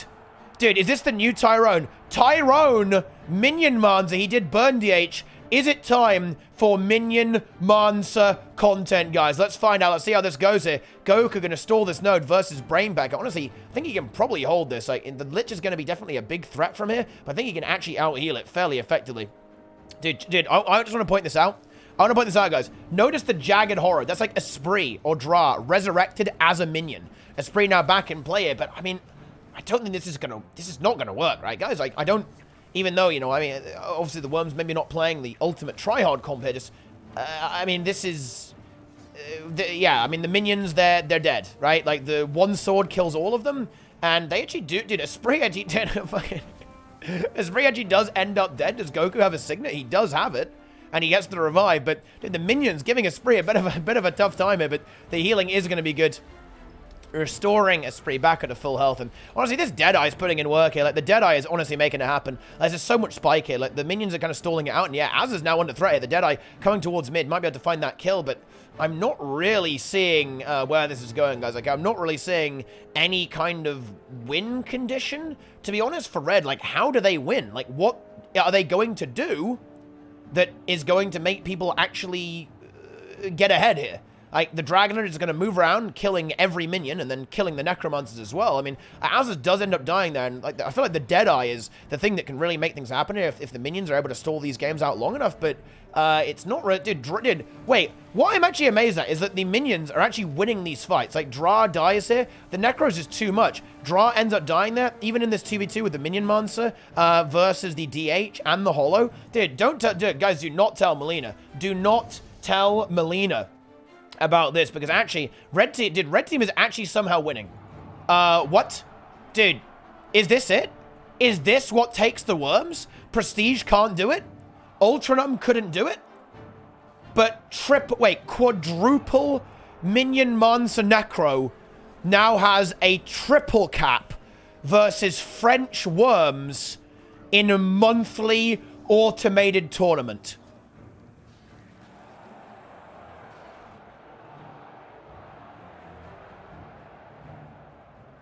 I'm afraid my commentary, I can't really go far with this, guys. Like, what is going on here? Now, yeah, I think the double holo, maybe not the best thing into this. I mean, the Necros are going to have a lot of fun corrupting all those boons and just nuking you into oblivion. But still, I mean, this is a very strong team. On both sides, obviously very strong players, but I'm honestly surprised this is so effective here. Like, most Serene, very, very low here, but with the support of Tyrone, I mean, like, there's nothing really going on here. Honestly, I'd be curious if Tyrone should maybe play DH here, just to have a bit more rotation, a bit more damage, a bit more punch to this, because the Necros do deal a lot of damage here, but they don't have that same explosivity as something like a Dragon Hunt or even like a Power Herald has. I guess the Deadeye is kind of functioning for that here for the team. Esprit now going to actually maybe almost lose their hit to the Deadeye. The Deadeye not going to take that 1v1. Instead, just going to rotate elsewhere on the map, but this Deadeye is looking mightily scary here, actually. I've got to say, like, you know, I wonder how the buffs, like, if the buffs go to red team, I think this actually is terrifying, because the Necros are going to have even more HP, they're going to be tankier, they're going to do more damage, right? It's going to be pretty, madness will lie definitely in that direction if those minions grab that. And Esprit, again, having trouble here versus the minion monster. Like, here comes the Lich too. The Lich is going to be a little bit scary. Now, of course, it is a 1v2, but however, Talbar is going to make that completely even. And look, guys, it's going to be a 12v2. It's going to be a 12v2. Like, each Necro has 5 minions, or 6 minions even, if you count the bone minions. And yeah, Esprit, no cooldowns, forced away almost immediately. Talbar wants to find that kill. Meanwhile, blue team, now the Worms have actually found, as I said, they have got that 2-cut. They are getting ahead in this game, but it is not. Esprit going to get that decap. And a lot of the Necros here, like, the Necros are still very, very slow. Minions do not magically give you teleport hacks, right? You are still very, very slow. Yeah, and I think, yeah, the Worms, they're playing around now, okay? I think they maybe underestimated the minions at the start of this game, but they are certainly not doing that anymore. They brutalize the team fight. They get 2 kills. They're playing the nodes out. Yeah, I can, right? There you go. All right, yeah, they figured it out. They've started to, you know, they stepped it up. They figured out what they need to do to win this game. And yeah, there we go. 2 kills. And all of a sudden, this game is not looking very, very good at all for the Minion Mounts. If these fights consistently go this direction, there's not much they can really do about this. I think maybe they just underestimated the power of the minions, where, you know, perhaps anticipating they could hold the 1v2, hold 1v2s against double Minion Mancer a little bit more than you actually can. It turns out, guys, that double Minion Mancer is a huge amount of pressure, guys, okay? A huge amount of pressure. And Esprit is witnessing that now, guys. He is experiencing the amount of damage that double Minion Monster can really bring to the table. He is able to get out there. Frey kind of giving him a little bit of support there, a little bit of peel as he rotates to there. But yeah, Worms now have the triple cap. Yeah, this is probably going to be a win for the Worms. Let's go ahead and take a look. Oh, dude, this is a very interesting game, actually. We have Curl, Andreas, Torben, Sari, Misha on the Mesmer. Mesmer Thief, man, gets the kill on Kranit and on Gornet too. And Gornet, the Worms, sorry, Ultranumb, playing the same comp here. Except Fly going for Thief, which is not a surprise on this map. And honestly, look, this is a really big thing, guys. This is a very, very big thing about the current meta. I think being able to have people who can multi-guys, particularly, like, be able to play a different team fight style, be able to play a side node, be able to play Thief and Rev is very helpful, because there are certain maps like Colosseum and even maybe something like Temple where you're really going to want a Thief. You're going to want that rotational power to actually move around the map. But so far, Curl's team, the Misha, the Master of Disaster, is actually defeating Ultranumb, and actually Kran going to go for a reload, going to go for Tempest, something he's much more familiar with, much more comfortable on there, and of course known for. But is that going to be enough? Misha gets another kill there. They have the sword buff too, and honestly, they're going to get almost every sword buff, I imagine, because they do not just have a Thief, they have a Mirage too, which in a way has a similar mobility level to the Thief, but also has that capacity to go crazy and rotate around very, very quickly and dealing out heavy damage there, matching the Thief's mobility. Not quite, but certainly it's kind of getting there if you kind of abuse the Mirage leap to leap around there. Ooh, however, massive damage there from Gornet on the core Necromancer. Kran now coming in there, relogging back onto the Tempest. Can they clutch the game back out? I mean, Ultranumb, they have lost a game. They actually, if they losing this game isn't that bad. They can afford to lose, but if they can't lose another game after this, like if they lose 3 games, they're definitely out. If they lose 2, they can still make through and make it to the top 8 because they're losing to some of the top teams. So that is absolutely okay. Now, Let's see here. What is going on in this game? So far, it is a 2-cap in favor of the blue team. Red team, Ultranumb, not really able to push it on that. I think the next thing is what's going to happen with this reload from Cran. Is Cran going to be more effective on the turns? Are they going to be able to actually successfully win these fights and push out onto the map? Andreas is over here just dueling into Gornet, trying to actually decap the final node. Meanwhile, we do see a neutralization on mid, equalizing the point gain at least for the time being. But look, guys, when you're behind, you need more than that. You know, that's how numbers work. You need to gain points. And Floody is going to have to try and survive it. Because honestly, if any of Numb die, it's very scary, right? Like, when you're 100 points down, nearly at the 350, 400 point mark, if you start dying, you can be in some serious trouble. Once again, the map is not looking favorable right now. Misha pulling back there. Oh, Torben goes down, but actually gets revived by Sari almost instantaneously. It may have been the shield buff, actually. Bring him back up into play there, Floody. A little bit low there. Sari and Torben kind of lurking around. Ready to pounce. Curl grabbing mid there effectively. Meanwhile, the stall of the team fight is over here. Andreas and Sari. Now Gornet not looking healthy actually here. The Thief might kill him. Nice fearing there. Very nice fearing there from Gornet. It's going to keep him alive at least the time being. Gets a fantastic kite there and will live to tell the tale at least for now. But once again, they need to get some caps here. Misha comes in and look, you can see this bunker buster from Mirage is going to be very difficult. The amount of damage this can do to something like Necro, it can really break through. It can burst you. It can annihilate you very, very quickly, and I think we're going to see that happening any second. And now here, the DPS is going to get crazy. Oh, however, they notice that Mirage. They see that DPS. Cran nadoing it up. There's no stun break for Misha. He's got a dodge roll. Will help him a little bit, but he is going to die nonetheless. Great nado there from Cran. Capablanca finds that kill. That could be a bit of a start for a comeback here. If they can find another kill, maybe on Torben on mid, that's so they can get back against. Oh, but blue team farming buff. Sari grabs that buff. That should keep them in this game, at least for a time being. Now, the entire map has been neutralized. However, mid now grabbed there by Curl, pushing them to the 400-point mark. Numb is going to get the 2-cap. However, 2-cap is not... it is just barely enough to win the game. Okay, but that means that the maps that would say that the entire time, and they hold a 2-cap, and they don't lose so many players to kills. Oh, the Rotator kills Andreas. But sorry, dude, Battle of the Thieves. Sari comes in to try and kill Gornet. Does find it. Oh, no. No, no, no, no, no. The sword buffs from Sari rallies Andreas. Beautiful Thief play here. Wow, Gornet not able to hang on there. And Sari demonstrating why Thief is just so damn good on this map. Controlling those buffs is essential. The auto stomp, no hope of recovery. And all of a sudden, that is a massive nail in the coffin of Ultranumb in this game. This blue team, do not underestimate. These guys are looking so good. They are so powerful right now. The Misha 55 Quarantine Dragon Torbens are about to win this game, taking down Ultranumb in an even more decisive fashion than the French Worms are able to do so. However, it's certainly not over just about yet. I mean, it's certainly looking very, very favored towards the blue team, but Torben does go down there in the end there. We have Andreas desperately trying to cut away. He is able to do so.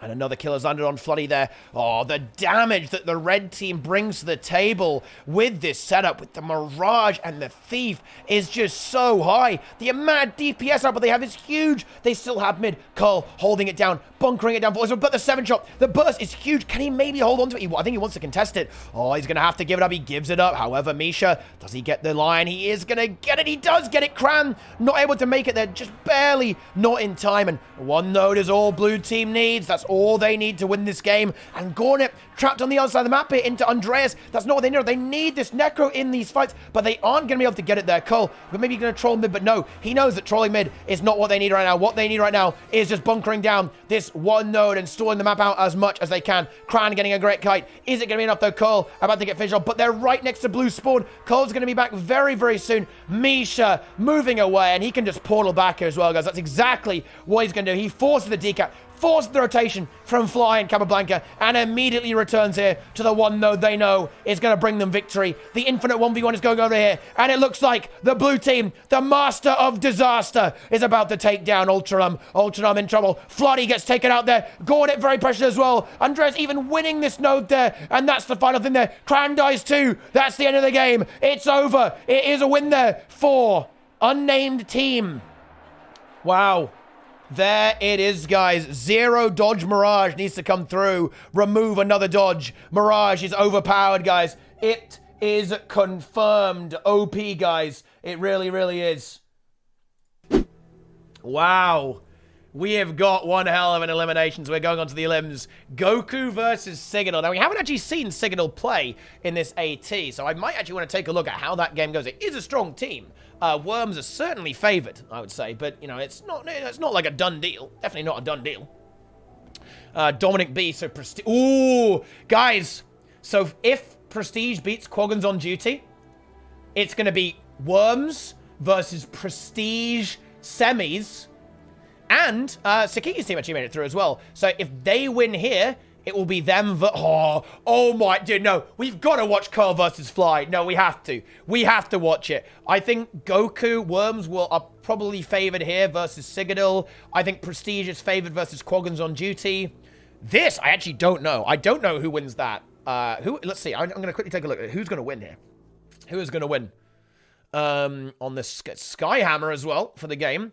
And it's going to be Frozen Men, Tyrone, Brainpecker, Sakiki, and of course, Turn Me On, Dripping with Alchemy here. Going up against the Izzy Scare, Badaka, Packwax, and Snoop Dogg team. I actually don't know. I think this is a weird game. Very close, I think. I believe the blue team won in Swiss, if I recall correctly. So they may be a little bit favored here, but it's going to be a very bloody match. I mean, I think we're going to wait. We'll actually watch the early stage of this game, see if it goes anywhere fast, and then we'll go have a look at Curl versus Fly, because I think those are the two big matches in the first round of eliminations. Let's take this out, guys. Here we go. Let's see. Snoop Dogg already forced away here. Badaka very, very low. Tyrone pressuring hard. There is a revival there. Yet Snoop Dogg's going to get it. He gets it. And now all of a sudden, Smooch is the one who is certainly in the firing line on the blue team at the very least. But I think that Scourge just gets blown up yet again. And this time, there's no Signet to save the day. However, Thief of Izzy there, grabbing that decap. Very nice. Mid is one. But the side nodes, they are always very, very important, guys. And Smooch getting blown up there by the Thief. However, he's able to hold on just barely. The Ecto comes through. Can the Mirage hold on? I think he can. He has Distortion. It's not going to die here, especially with the help of Tyrone, at least for the time being. Meanwhile, the fight is basically just going to go round again. They want another round. I'll give you one more round here on the mid-team fight. This time, though, of course, blue team will be a little bit more pressured at the start, because they are going to be fighting into the respawns. Oh no! Oh no! The Scourge, she fell. I have to say that did look quite funny. That's a clip moment there. He tried to actually get into the fight, but instead actually fell directly through the hole in the floor, not able to get to where he wanted to, and that is going to delay the team fight. And that's actually, guys, that's weird. That's very good for blue. That happening for blue is weirdly good, because it means they can actually basically get their cooldowns back and go around fighting again. So that is actually a surprisingly good little moment for the blue team here.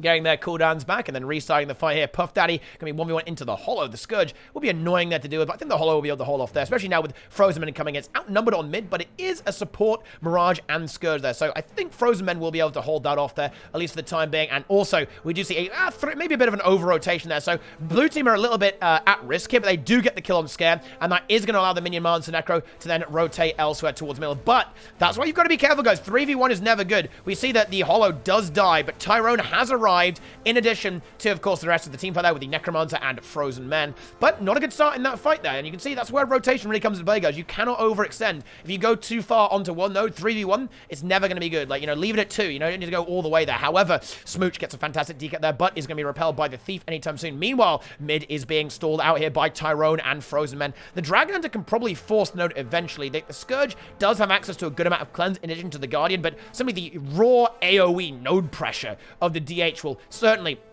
get the job done in the long term, although in the short term, the Scourge demonstrating that it can do the exact same thing using Ghastly Breach. But when the cooldowns start to run a little bit dry, the Scourge is not going to be able to do that kind of like massive burst of shove on the node, at least for a little while there. But in fact, we're going to see blue team instead go for the hammer instead. Oh, here's the Lich there. Scare in trouble. Snoop Dogg going for a big heal. Is there a Signet available? Let's have a look. There is a Signet. So if the Lich gets a kill there, it will be immediately revived. But actually, looks like blue team might be able to force this hammer. Oh, Tyrone. Tyrone's here. Scare's low. Glint heal abused now. Actually, no, I don't think he actually has it.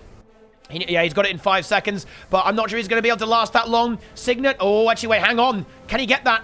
Oh no. The fear. Very nice CC there from the blue team, denying that. Great boon removal there course, into the Fear, denying the Signet. The fight continues, though, with the Scourge rotating in there, but I think the minion mods of Scourge may be able to actually just kind of hold this up and keep pressuring this out. The Scourge is annoying, and it's 1 tick away, so blue team, they really want to get... Oh, they actually lost a few ticks there. They left the node for a little while, yeah. I think they're actually going to give up on the hammer, yeah. I actually like that. That's a smart play there, because they're losing that while it's having Smooch ending up dying there. Surprising to see Smooch not actually go for the hammer and just like kind of get like a big burst finisher, try and get that kill. Oh, Tyrone in trouble. Oh, he's in a 1v2 versus the Mirage and the Thief. Is he going to get out of this? Oh no, he doesn't get the stealth edge. He gets the super, but is that going to be enough? He is so very low right now. He gets a few corners up in 2 seconds, but no, he's not going to get it. The Mesmer comes in, but I think it's a little bit too late. Is there maybe some kind of meme kill that can happen here? Both the red players are actually a little bit low. They've got to be careful of that burst Mesmer. You can die here. They can still die here. However, they might be able to turn the tables here. Oh, 2-Pack Shaco getting very, very low, but the Thief gets a massive cluster bomb onto Smooch, and all of a sudden, 283 HP is looking really scary. Oh, it's not enough. Dude, check that out. Mirage gets its dodge roll back when it goes into stealth, goes in downside. Did you see that, guys? The UI changed to a double dodge. So, hey, Mirage mains, if you want to get your 2 dodges back, just play in downstate the entire time. Then you actually have 2 dodge rolls. How about that? Fascinating stuff, guys. It really is. Fascinating stuff, ladies and gentlemen. Okay, never mind that, though. The fight on mid is still raging onwards. The Hollow holding firm against Scare the Vicious. Frozen Men coming in for support to deny any kills from the Thief, but the hammer is going to be a big point against their Brain Pecker and Tyrone trying to hold it down there. Frozen Men rotates in. They should be able to main control this. Oh, that Necromancer is so pressured, though. Can he survive this? He gets his heal off. He's got Shroud coming up very, very soon, but that Mirage, it is just bursting. He cannot even get a transfer. He hasn't got time for that. He's got a Shroud up. Oh, he's in so much trouble. He may not dying. They gets the transfer, but it's not enough there. Oh, and there we go. The Mirage breaks through the minion monster and gets the kill. Tyrone and Frozen Men trying to get work done here. It's nearly Red's Skyhammer here, but a tick saves the day. Oh, hey, actually, Brainbreaker somehow actually gets up there. I have no idea how that even happened there. He actually gets up. He's back in play, but not for long. The kill comes through from the Thief. A backstab lands. Or maybe another revive here, actually. Yeah, he might actually get that. Yeah, the Hollow is going to get that, in fact, I think. Should be able to. Mirage comes in. Oh, hang on, though. But the Thief, they're not nearly dead here. Oh, they haven't got the save for this. Oh, it's so close. If the Hollow gets this kill, it's massive. Oh, the Thief, solo, is going to get the Necro downstate gets him. But here we go. The stomp from the Guardian. Is he going to get that? Yes, he is, saving the Thief. But they may end up losing some pressure on the hammer. No, they don't, because Frozen Men is the only one there, and that is not good of there. However, Scare gets exploded in one shot by Sakiki. An insanely, ridiculously close game right now. 216 to 240. I've got to have a look at the other game, though. What's the other game doing right now, guys? I actually don't know what it's doing. We'll have a look in a moment, then. Maybe after another fight here. Oh, blue team just creeping ahead right now with that 2-cap. Tyrone looking to do something about Scare. Honestly, maybe not the best matchup in the world for Tyrone. He can't really kill Condiref. Yeah, he knows that he's going to leave. He knows he's getting the hell out of there. Now, with the Mirage, maybe they could win that 2v2, but it's always very touch and go. Oh, dude, look at that fucking trap. Holy shit. Trolling the Thief. Minion Mars are now trying to force the issue on the hammer. Not going to be easy, though. Oh, that's a big Lich. Combined with Tyrone. The Lich Tyrone line combo there. Frozen Men stomps it. They get the kill. And Snoop Dogg now at risk here as well. That hammer will be really nice. Neutralizing that node would be fantastic here for the blue team. I guess they don't even have to go there if they don't want to, but Scare rotates at the last second. However, that does leave point C open. I imagine we're going to see a rotation as soon as we can over to point C. Meanwhile, 2-Pack Shakur is fully capping up point A, but if they lose the hammer, that will be very, very bad indeed. Both those zones would reset back over to the other team. This is crazy, guys. Point C and point A still in possession of red. Meanwhile, the Hollow rotates near, but Mesmer Thief, that's scary. He's got to get the hell out. S is going to escape. Does he have a heal skill? He actually doesn't have his skills. No block either. Chief Fanatic is getting interrupted. He gets the block. Does he live this 3 poisons? Oh, he's going to actually do the heat therapy. Saves in there, but not enough. It's not good. But actually, hang on a minute. Lil Kim, so low. Is going to die there as well. The Thief is down safe. The burst is going to be good. The Mesmer's going to go for it. They're going to go for a double res there. Oh, maybe the CC. Oh, the CC denies it. That's massive. They should get that. Oh, if they get this kill. Oh, my God, that's massive. Can they deny? Oh, the other round comes through, though. Oh, what are these games? This is insane. So close here. Beautiful engineered downstate knockback to deny the res and guarantee that he gets back up as well. Blue team neutralized point A. Meanwhile, Necro versus Necro 1v1 not going anywhere anytime soon there. Hollow recapturing point A there. Blue team just maintaining their position in this game. Just barely. 2-Pack low and Smooch, I think, will find that kill. Oh, lovely catch there from Smooch onto 2-Pack.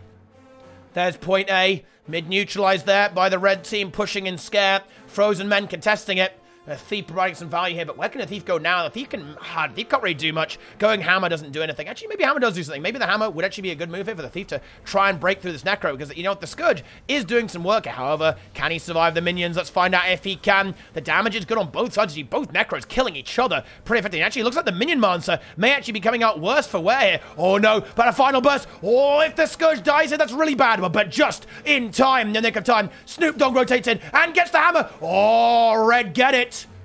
That's huge. Point A is going to get neutralized. Red team, if they can just hold this for a while, they will get into this. But oh no, Lil Kim ends up going down. I don't think the Mesmer can res that. No, with Tyrone, there's no way. So point C will be taken away from them. Oh, Tyrone dies. And actually doesn't rally. That's huge. Is Tupac going to get that stomp? He actually isn't. A supply crate is there. Tupac so low right now. He might be able to finish that now. He's got a dodge roll coming through soon. He can interrupt there with his power block there as well. But no, it's not good enough. They actually get Tyrone down. Lil Kim now is doing just 30 points separating these two players. No, guys, I'm really sorry. I've got to check out the other game because it's such a big game here as well. How close is this one? Oh, okay, this one's not that close. What on the... Dude, Numb! It's over! Dude, Numb's out! Numb is out of monthly AT, almost certainly. Right, let's get back into it. I honestly can't believe this. This is insane. 30 points in it right now. 30 was 3 for 4 to 3, 7, 3. It's going to get so close here. Red team, they just need a little bit. 1-1 fight is going to change every single fight. Every 1v1, every 2v2 essential. This game is so close right now. It may go to timer. I don't think it's going to go to timer. It's going to be a race to 500 points here. You cannot rely on that happening there. Blue team just having this constant 2v2 there with the Minion Monster. And, of course, the Guardian. Now with the Hollow Winter, they may be able to force that eventually. However, Tyrone is going to find himself in dangerous waters here, treading dangerous waters as Tupac and Lil Kim are about to blow them up. A nice trap there from Tyrone, actually baits Tupac in, but he's gonna try and hold it, I think. Oh my god, he's got some balls. He's gonna hold it 1v2 for a while. Brain Packer coming in now, but Tyrone already getting spiked out hard. Tyrone may die here. He does die. The Minion Monster's here. Can he get that revolver there? Smooch interrupts it. Tyrone interrupts there. Can they actually find this? Oh no, Scares in as well. They're gonna go for it, but I don't think it's enough. Tyrone's got his heal skill in downstate. Is it enough? No, it's not. Oh my god. Smooch dies as well. And Brain Packer, a massive turnaround here. Huge kills. Lil Kim, Scare the Vicious, and Tupac clean house. They find the double cap there. A huge turnaround. That is massive. Tyrone maybe just greeting a tiny bit too much. Mid is completely stable right now. Frozen Men and Puff Daddy just going at it, not really doing anything. Oh, Red Team, they're gonna barely get away with it. They should have this, I think. Yeah, we see the cap there held down. Brainpacker still not off respawn there. Are they getting with us? Red Team, Scare the Vicious. Point A, Point C, actually being 1v2 by the Thief because they outnumbered him. And oh, the hot, yeah, it's over. It's over.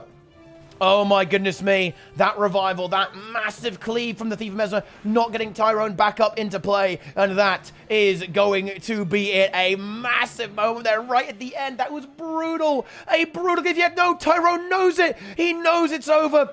The fucking Azura with the eggnog helmet. He knows, he concedes the game. I mean, honestly, I feel like it's not like over. I feel like stopping playing is not the play, to be fair. I mean, it's obviously very bad, but it's not like over. It's like it's bad, but it's not like, you know, GG. You know, there's still play left over. He's gonna maybe go for a last desperation effort. Oh, blue team get the hammer. Oh, that removing mid from the equation just is a backbreaker right now for the blue team. Can they somehow get this up? But with the Guardian here, they don't have the damage for this. They need their Mesmer over here, but they also need the Mesmer here to decap point A into a Condi Rev and a Thief. Oh, I fear this is it. This is the end, guys. It's 20 seconds to go in this game. Blue team do not have the time for this. They have not got it. Tyrone is going to be eliminated from World vs. World. Well, he's the god of Worlds. He's not in World vs. World right now, but he's going to be eliminated from the monthly AT. That is that. And going on to the semifinals, it will be the Rapper team. See, is anything else happening? Yeah. Oh, wait. Oh, okay. Actually, we have actually a close game between Prestige and Quaggan's on duty. Oh, yeah, Prestige. Yeah, as I did expect there, Quaggan's on duty, a newly formed team. They need to get some more experience before they can face off against the likes of Team Prestige, Stern, Payne, Rip the Mesmer, Mijo, Rizadom. Playing the Lightning Rod build that we saw him play the other day, actually, in Daily AT. Having a fairly decisive victory on the hammer here between these two teams here. And it will be a victory here for Team Prestige in just a moment. Holy Beardman trying to hold off and bunker down there and survive. But, oh no. Oh my god, no, Esprit, he knows it. Yeah, he knows that the cock eating will be, will be not done by him. Not yet anyway, I guess. There it is. Oh, I mean, dude, what is it with Korgans on Juju that they scale, right? They have a late game. They actually find another kill. Demolish does die, though, to the Mesmer and Pain, so Prestige will get away with this game no matter what. Well, I mean, Holy Beardman contests, but he'll die versus Thief Mesmer very, very quickly. He can't do anything. Dude, this game is really weird. Like, Rizdom dies here. Sturd nearly dies as well. Like, it's actually not, it's not an unlosable game for the blue team. They can absolutely lose this game. Stern is dead. If they can actually cleave out Stern, that will be something, but no, they aren't going to get that. Great res discipline there from Team Prestige. Turning it around, getting a kill on Crynal, and yeah, any kill here is going to pretty much end it. Blue team don't actually have any nodes, but just 3 kills ends it, so if they can actually just find 1 or 2 more, the game will just flat out end. Pain, decapping point C, probably won't stay and fight there. Actually, you could even stall Holy Beardman if you wanted to. Yeah, Holy Beardman has to rotate here, which is basically a bad rotation for him. He can't really do anything against the Thief, but he's got no choice. Mijo comes in there as 2, and that just makes things even worse here, to be honest, here for the red team. Another kill lands there onto Korgan Zinvu, and then point A will be secure. There's no one from the red team who can really make it there in time without sacrificing the rest of the map. Like, Demolish could maybe make it, but he needs to be here on B, because if they lose B, they still lose no matter what. Yeah, point A capped, and that is going to be the end of the game. 5 points there from the kill on the Zinvu, and there we have it, guys. 5 points to go, 4 points to go, 3 points to go, 2 points to go. They might even finish it on a kill, actually. Maybe. No, they're not. It's going to be points there. And there is the end. Ladies and gentlemen, that is going to be the next semifinals. Will be Cole versus Prestige. Oh, wow. Dude, oh, no. It's going to be Prestige versus Worms. And Cole versus Gold 3+ semis. Wow. Wow, wow, wow, wow, wow, wow, wow. Dude, yeah, Mirage looking good right now. I mean, look. As you start to see other classes get nerfed, have like less sustain, less chase potential, less ability to deal with them, all of a sudden, Mirage looking good. There's a lot of damage, guys. There's a lot of damage in Mirage. Just saying, Mirage looking pretty strong. It really is. It is not looking bad at all. Ladies and gentlemen, it is not okay. Semi-finals. Let's rock and roll. Here we go. Goku versus Prestige, and then Cole versus Gold 3+. Honestly, both of these are fantastic games, guys. These are both great games. They absolutely are very, very good games indeed. They are indeed very, very strong. Both these games are very, very good. I think we probably will do Worms versus Prestige, because it was an incredibly close game last time. So if I can only show one, we'll probably show Worms versus Prestige, but I would like to show both as well. Looks like this one's starting first, so we might as well get it. It's going to be Kylo. It's a pretty standard map here for both these teams. How can you do about drinking some water? I can't. Nice. So it's going to be a Kondirev game for Misha. Inside the Mirage, it's going to be raw, just Misha. So this will be Condition Herald from Misha. Sari going to be playing Thief. Torben going to be playing Power Herald. Andreas on the Duelist Core Guardian. And then Curl on the Duelist Core Ranger. Now, here we go, guys. I strongly assume the winner of Worms to take the Gizmo. I think that I would be inclined to agree with that. So actually, would I? I'm not actually sure, actually. I honestly feel like, I think both these teams can compete. I think this blue team is actually much better. They're actually very, very strong. I think they're surprisingly big gamers. They're surprisingly big games. Okay, both games have now started, guys. That is the MightyTeapot that bad to watch, right? Let's have a look. What's so? MightyTeapot that bad to watch? I mean, look. This is the match we could be watching. If red team has any points, I'd be surprised. You really want to watch this match? Look, what did I say? There's literally no reason to watch this match. Oh, 0 to 500. That's that's something, I guess. Paley AT is better. Yeah, that's not great. 55 didn't play. 55 aren't playing, guys. They are not playing. Okay, shows blue team's builds. I mean, they're playing Scourge, Condi Herald, Power Thief, Mirage, and of course the Core Guardian. Well, Ventari Rev Gaming, guys. Ventari Rev, Ventari content. Good and top notch. Otherwise, there's good and top notch. Otherwise, I'd have a Gizmo. Oh yeah, certainly. I mean, there is that. It's always like getting that extra mile, right? You got to push it all the way. Push it all the way, guys. Why do EU teams play in NA instead of EU? Because they think it's easier to play. It's less competitive, so it's easier to play. I mean, honestly, I think that's pretty debatable, to be honest. But, I mean, it honestly depends if USA is tryharding or not. If USA is, like, not fully tryharding, then yeah, it probably is easier to win. But if USA is tryharding, that is a very questionable statement, in my opinion. Let's have a look at the opener in case anything weird happens. Otherwise, we'll go ahead and take a look at the other game there as well. We will, yeah, this is what I mean. Like, Team USA didn't try hard. They were like, I don't know what they were doing, but they didn't play with, like, a full roster or whatever, and they ended up losing to an EU team, like Blackjack's team, won NA Monthly AT versus USA, and that kind of, like, convinced a lot of other EU teams to go there as well. But if USA is tryharding, they're actually very difficult, guys. They are very, very difficult indeed to actually deal with, guys. They are very, very difficult indeed. Meanwhile, we actually have this game, as I expected, is going to be fairly even here. Like the more team fight focused style here with the Scourge, and of course, and very interesting actually. We're seeing them do this a lot. We're seeing Badaka actually kind of duel a bit on Scourge and hold nodes. I guess he can do that. He's got a good amount of sustain with all the barrier and all the AoE pressures. That it does seem to be working there, particularly seeing as the Guardian simply rotates over to him when necessary to get the job done there. Oh, Cole nearly dying there too. This will be a very scary death if Cole dies here. I think he is okay. Barrier, Anderson will keep him back up there to a good amount of health. Meanwhile, Andreas capping that node. However, Misha is in a very rough spot there in a 1v3. Torben Sari about to pile in on here to kind of at least save the day to an extent there. In fact, maybe even inverting it. Tupac Shakur in a lot of trouble there. Does use distortion. Won't get another dodge for a while, though. Needs to be a little bit careful. Yeah! Is going to get that disengaged, but their push onto Misha will not be successful, at least for the time being. Red team just a teeny tiny little bit ahead there. 44 to 42.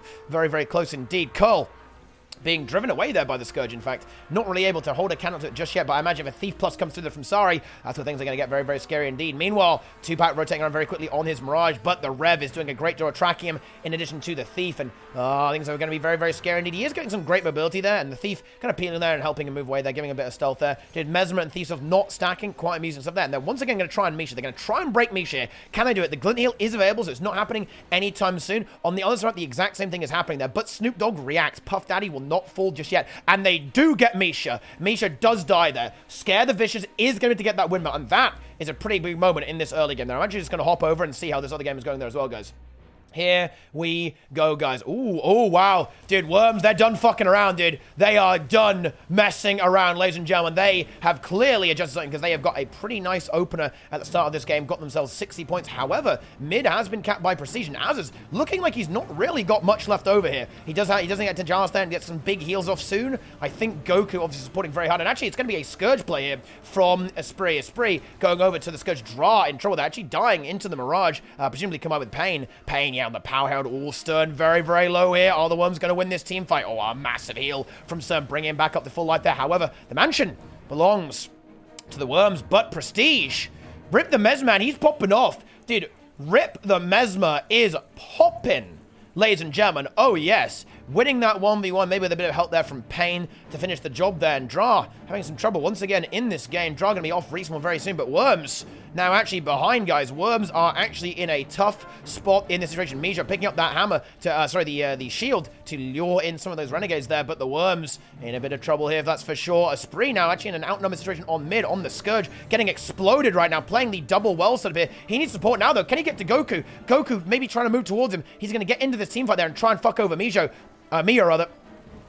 He's able to do so a little bit. Yeah, there we go. Kind of shoving that away, and the Scourge should be kind of like the big momentum swing in this fight. As soon as the Necros are here, it's going to be like a Necro v Necro. Whose Necro is going to die first? Big tornado there from the Lightning Rod Weaver. Huge DPS there, but pushing through that choke is always going to be a very risky business. Meanwhile, we have Dra 1v1ing into Pain on the Horseman. It's going to be Prolo actually here, so he might be able to eventually just decap there. Oh, and Mio actually does go end up dying here. Is there a res there from Stern? He's going to go for it. The cleave is actually pretty good, and there it is. That is going to be a kill. However, Rip the Mesmer, free decaps the mansion, and you can see that having classes that have this level of mobility is strong. Az is actually going to 1v1 this. Now, this is a ballsy move in my opinion, because I have seen bad things happen to Renegades when they attempt this. Let's see if he can actually make it happen. Dra shoves away Pain, though, not going to waste his time. There needs to get into this fight on mid to make sure it doesn't completely collapse there, but without Mio, this is going to be a very, very tough fight here, guys. It's not going to be easy at all to take this fight here on middle there. He's getting back now, but also already we see Rizdom very, very pressured, and Esprit just pressing those shades over and over and over again. But here's the Reaper exploding into the battle. The CC is good, but the stability is even better from Goku, allowing him to get away there. And the Worms are probably going to play this one a little bit safe there. They actually go ahead and get that kill on the Mesmer there, with Azaz getting plus there by Frey. And that means Frey is going to push into mid there with the second Renegade. However, the pressure, the Lich!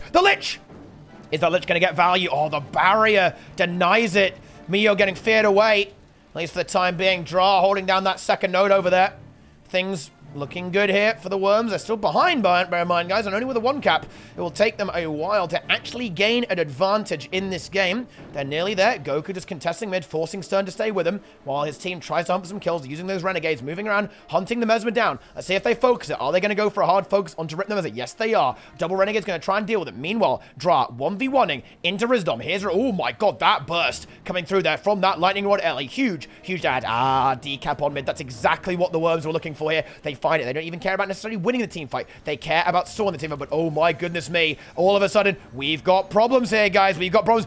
Power blocking the heal and Rip the Mesmer. Pain didn't even need to be here. That is the end of that. Rip the Mesmer takes down Azaz.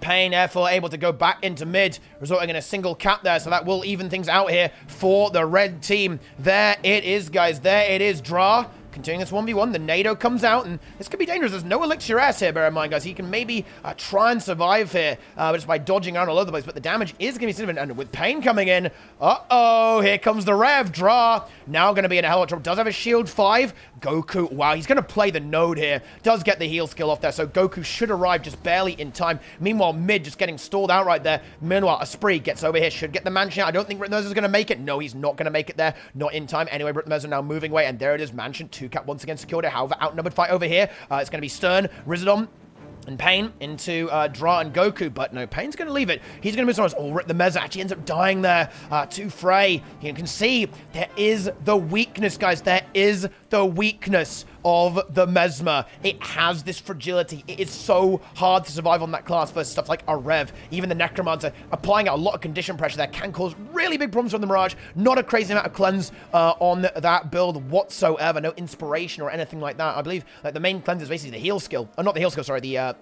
of course, the elite skill of Jaunt, and using a dodge roll will cleanse the condition Mesmer there from it. Oh, this might be a kind of crumbling here a little bit for Prestige. Stern taking heavy damage right there. Does renew, gets a reload, but Mio also getting pressure. Is there a signet from Stern? There is. So if there's a downside, but it can't be Stern. If Stern goes down first, that's a disaster. He can't die here.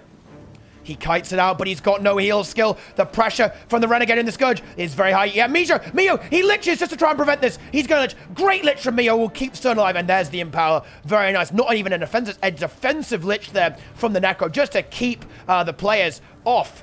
Well, I mean, is there such thing as a defensive lich, guys? Apparently, no, there is not, because Esprit gets exploded. Is it? Oh, look at that worm from Mio. That is so sick. Teleporting up there. He knows it was there. Tries to find the kill. Doesn't quite find it, though. Rip the Mesmer gets revved to death yet again over here, though. Pain not looking too healthy either. The Guardian locked down in mid. There's no revolver there. Oh, Pain dies here. Pain is going to fall. Prestige. They did so well on the Capricorn game, but I think the Worms, they've stepped it up a little bit there, having that reload there, Dra, going onto the Hollow, playing that side, going for that duel. Oh, Mio's so low here as well. He's got Shroud, but the Guardian is going to have to stay with him, otherwise he's a dead man walking. The decap comes through. And there it is. That is an absolute disaster. Oh, he may end up dying here. Yes, he does. Oh, the Rev and the Necro. What is that cleave?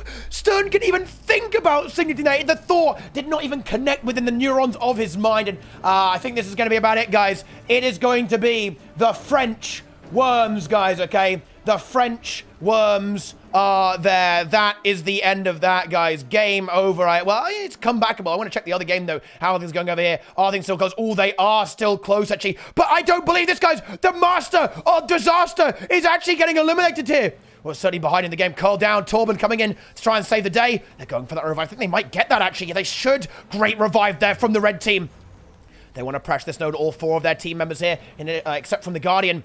Oh, all here. Oh, the Mesmer's going to get a free decap there. Here comes Tupac. Wants to find that decap on the windmill. Meanwhile, the red team wants to react to that as well. Yeah, it's going to be hard to break through. The core Guardian will be very, very tanky. Oh, and Torben gets shot down here. A big kill, but once again revived up there by Sari. But here we go. Tupac gets the decap, and all of a sudden, 50 points ahead for the blue team. Red team, they've got to close that gap soon. It's starting to run out of time for them here. They need to get a bit of a snowball there. Can they find the kill onto the Necro? The Necro under pressure. The Necro under pressure, but never mind. It does not matter because the Konyarev takes out Cole, and Cole fully dies. That there'll be no saving him this time, and that's going to result in a 2 cap at least for the time being, as the Mesmer is able to grab the windmill. He's going to lose that almost a moment instantaneously there. However, This is starting to get a little bit scary here for the red team, the Master of Disaster. Oh, Andreas, does he have renewed? He's renewing right now, I believe. Gets the reset. Has his heal skill, I think, can maybe block that out. Wants to go for it. I think he's really worried about the steal, interrupting it there from the Thief. Oh, but Cole's going to respawn soon, but they've got to go now. 400. There's the magic number. 400 points. But Torben, oh no!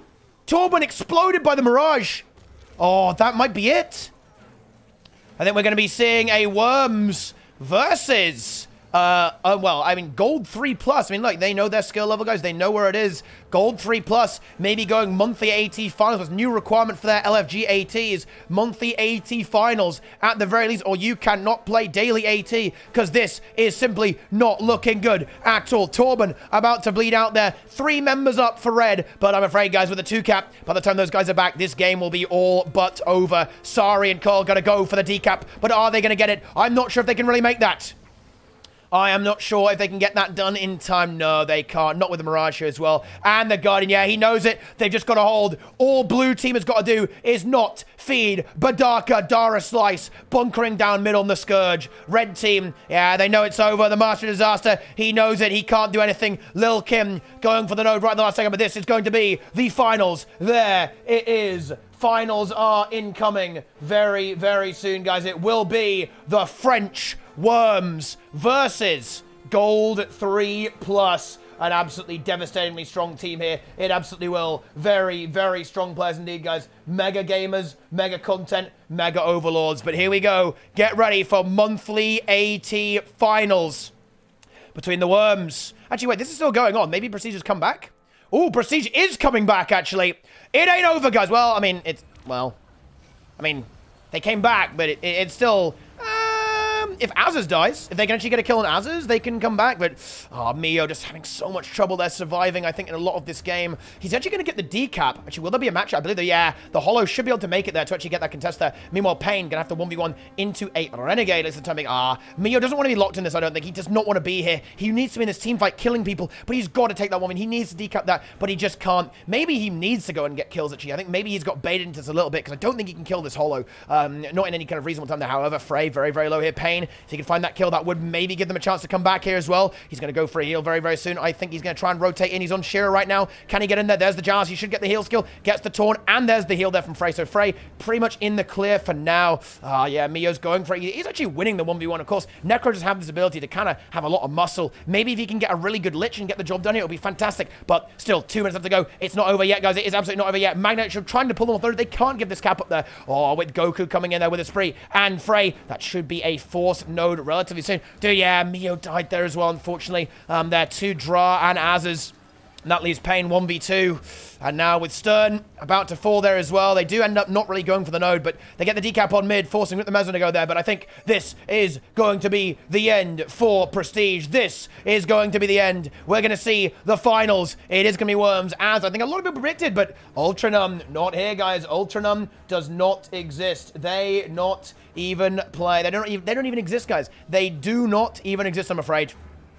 But that is going to be pretty much the end of that. Blue team with Goku, Esprit, and Frey. That ain't getting decapped anytime soon. They can happily give up this, but honestly, this 2v2 is very slow here. The Hollow and the Renegade is not dying anytime soon. Yeah, this Necromancer, like, I mean, Reaper without support, man, it just does not work out very well versus a coordinated team. He's just not able. He doesn't know. He's going to lich to try and save Pain. He can't do it. Stern comes back off respawn. Does he have a signet there for Pain? Don't think he actually does have it, but does he have the time? He's got to keep Mijo alive, but no, he doesn't have the time because the game is over, and Prestige, they really activated. They went hard, guys. They went incredibly hard, but in the end, the Worms upgrade. The Worms stepped it up, and they fixed whatever was causing them a bit of trouble in the Swiss rounds versus Prestige and also Ultranumb, and they pushed it to the limit.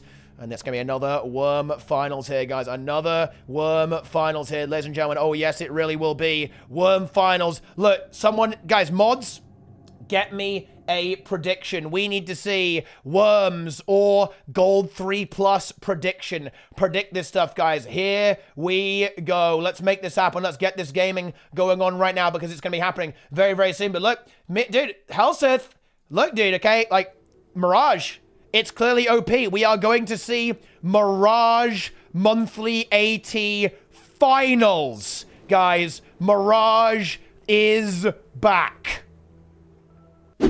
Oh, Temple! I have to say, who's happy to see this map? I think Red Team is happy to see this map, actually. Mirage and Thief on Temple, that's juicy. Badaka now on Core Necro, may swap to a Scourge at the last second. We'll see. On the Red Team, we have Izzy here on the DP Thief with Shadow Portal to really move around that map quickly. And we have Scare on the Condi Herald here, going to be dueling, going to be holding down some nodes. Puff Daddy, a.k.a. Badaka, on the Core Necro. May swap to a Scourge, we'll see, because he's probably trying to, hiding what he's playing here until last second. 2-pack here. Packwax on Mirage, on the Days Mantle Mirage here. Looking to get some damage, looking to break through some of these tank builds here. And then finally, we have Snoop Dogg, Coil here on the beautiful support Core Guardian going up against the French Worms. Last minute reels coming through. It's Az's QLF. Az's 7-shot chew on the Renegade. Frey going to go for another Renegade. A Spree on Weaver. Dra on another kind of Julie class there on the Prot Hollow. And then finally, oh my god, it's happening, guys. Ventari Rev is fully enabled here from Goku.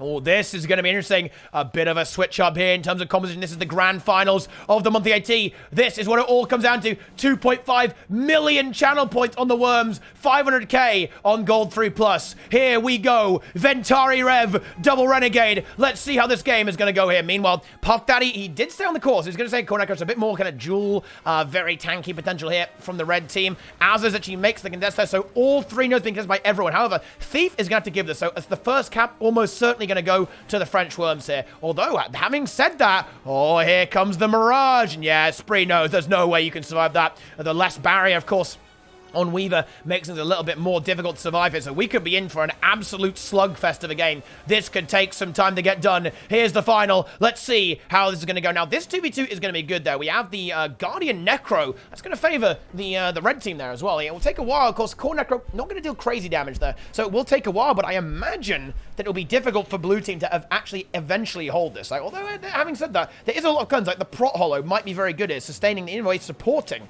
the Renegade there. Meanwhile, it's Ventari Rev versus Condi Rev. Stun break macro for Scare will be very helpful there, I imagine. Oh, but here comes the Thief, and Ventari Rev going to be a little bit vulnerable there to the plus, but immediately matched there by Azaz. Here, we actually have the Esprit into 2-pack Shakur 1v1. Let's see if Esprit's able to take that out. However, Lil Kim getting very, very low here. Oh, if that was a kill, losing the Thief could be very dangerous. There's 0 cooldowns either, but nothing left here for Lil Kim, so he has got to be unbelievably careful right now. Esprit just going about the 1v1. Actually, not as easy as you might expect there. The Mirage really activating now. A lot of distortion, but the thing is, though, the Weaver is going to be very difficult to pressure. The sustain on that Weaver is going to be so much higher than the Mirage. It's going to be crazy here. The distortion is coming through here onto 2-pack Shakur, but oh no, it's going to be quite enough, guys. The damage is going to be a lot here from the Weaver, and the AoE pressure should eventually win the node. And in fact, the Necromancer ended up getting caught there while he's trying to disengage there. Snoop Dogg going to go for the revive. Might find it, actually. No, he already used it. He can't do it again. That means Puff Daddy about to go down there. Lil Kim maybe getting caught in the crossfire here. The first points are going to go to the Worms here. We have to see both. It's going to be a double cap there. Esprit able to win that 1v1 into the Mirage. And then once again, Temple being locked down there by the Worms simultaneously by Dra. Meanwhile, Goku just trolling mid. Oh, no. No, please, no, guys. Not a 500-0. It can't happen. Not anything but that. Please, not a 500-0. Not like last month. It mustn't happen, guys. It simply must not happen. Surely not again. Lil Kim about to get destroyed here. Gets a great chance to disengage that just barely. But the French Worms, they are hungry. They want that gizmo. They crave the gizmo. They need that gizmo. Azaz getting bullied a little bit there by the Core Necro. But he'll now be able to rotate in and try and deal with this Mirage. But this Mirage already having a bit of a tough time into the Prot Hillo here.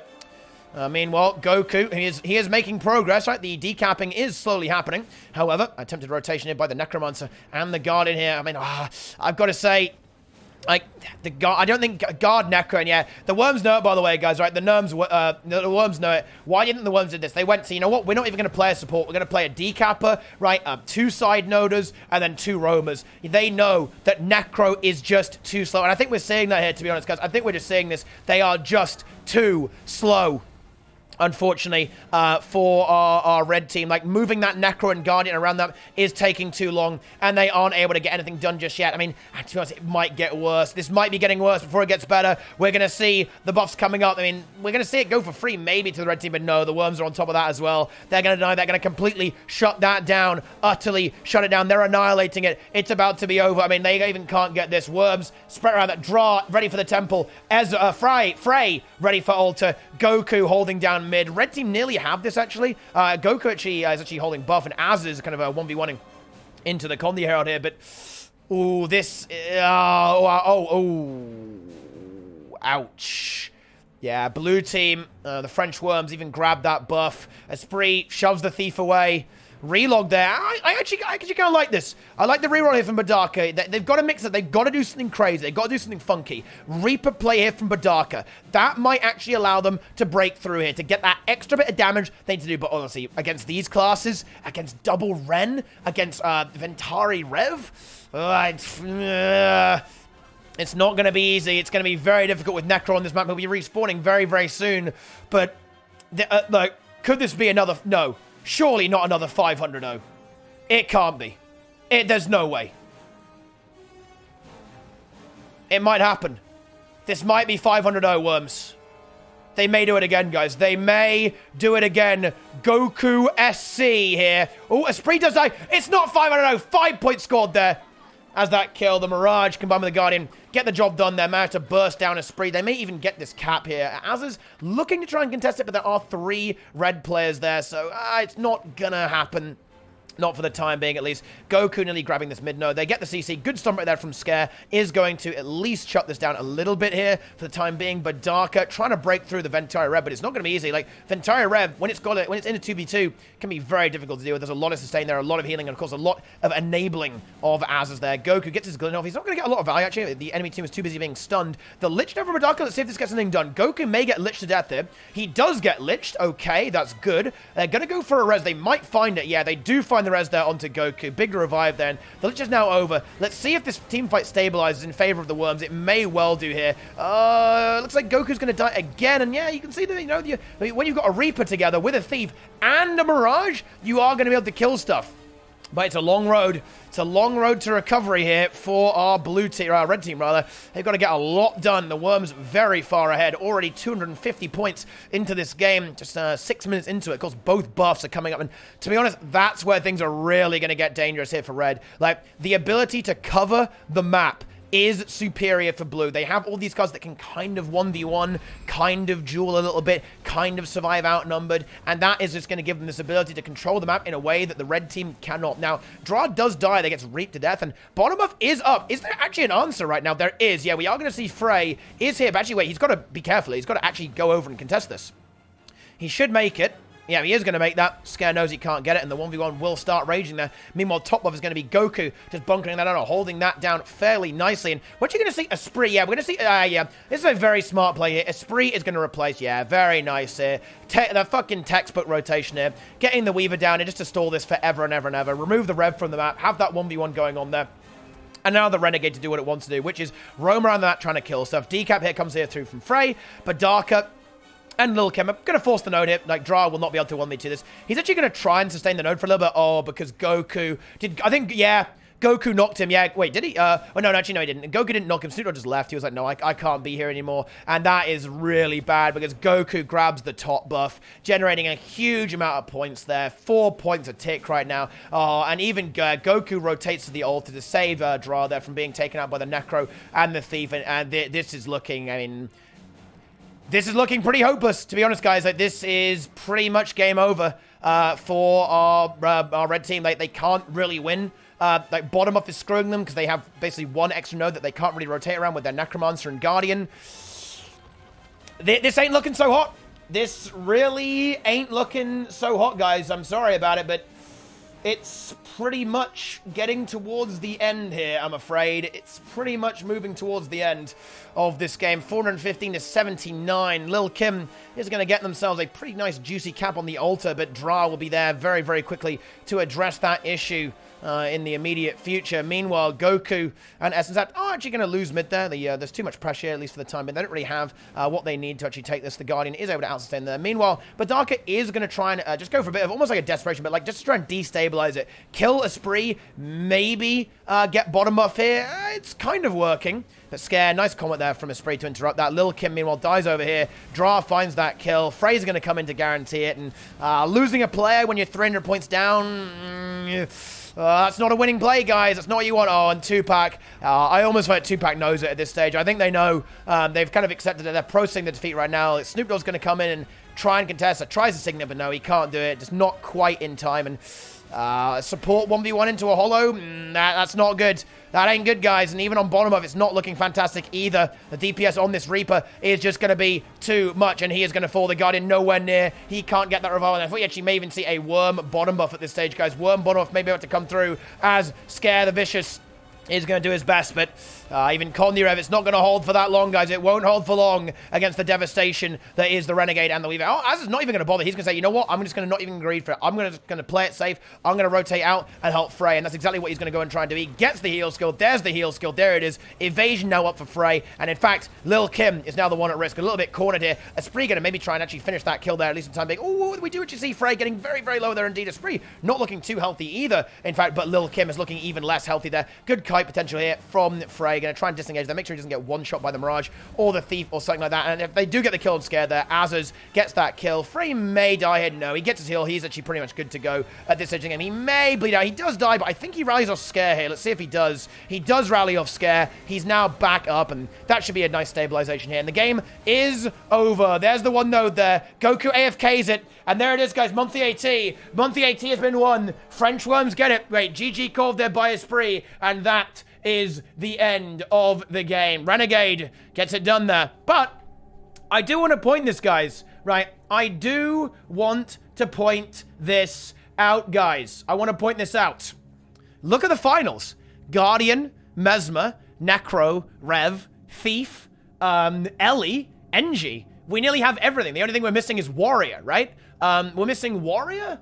We miss Warrior, and what else are we missing? We have pretty much everything in there, right? We have pretty much everything to kind of get that done. Hey, thanks for the raid, Roy, by the way. Really appreciate that, my friend. Oh, yeah, Ranger. Yeah, we missed Ranger as well. We missed Ranger and Warrior. But I want to point this out, guys. In the top 4, we had every profession represented. Okay? In the top 4, every profession, because Cole was playing Ranger. Oh, except Warrior.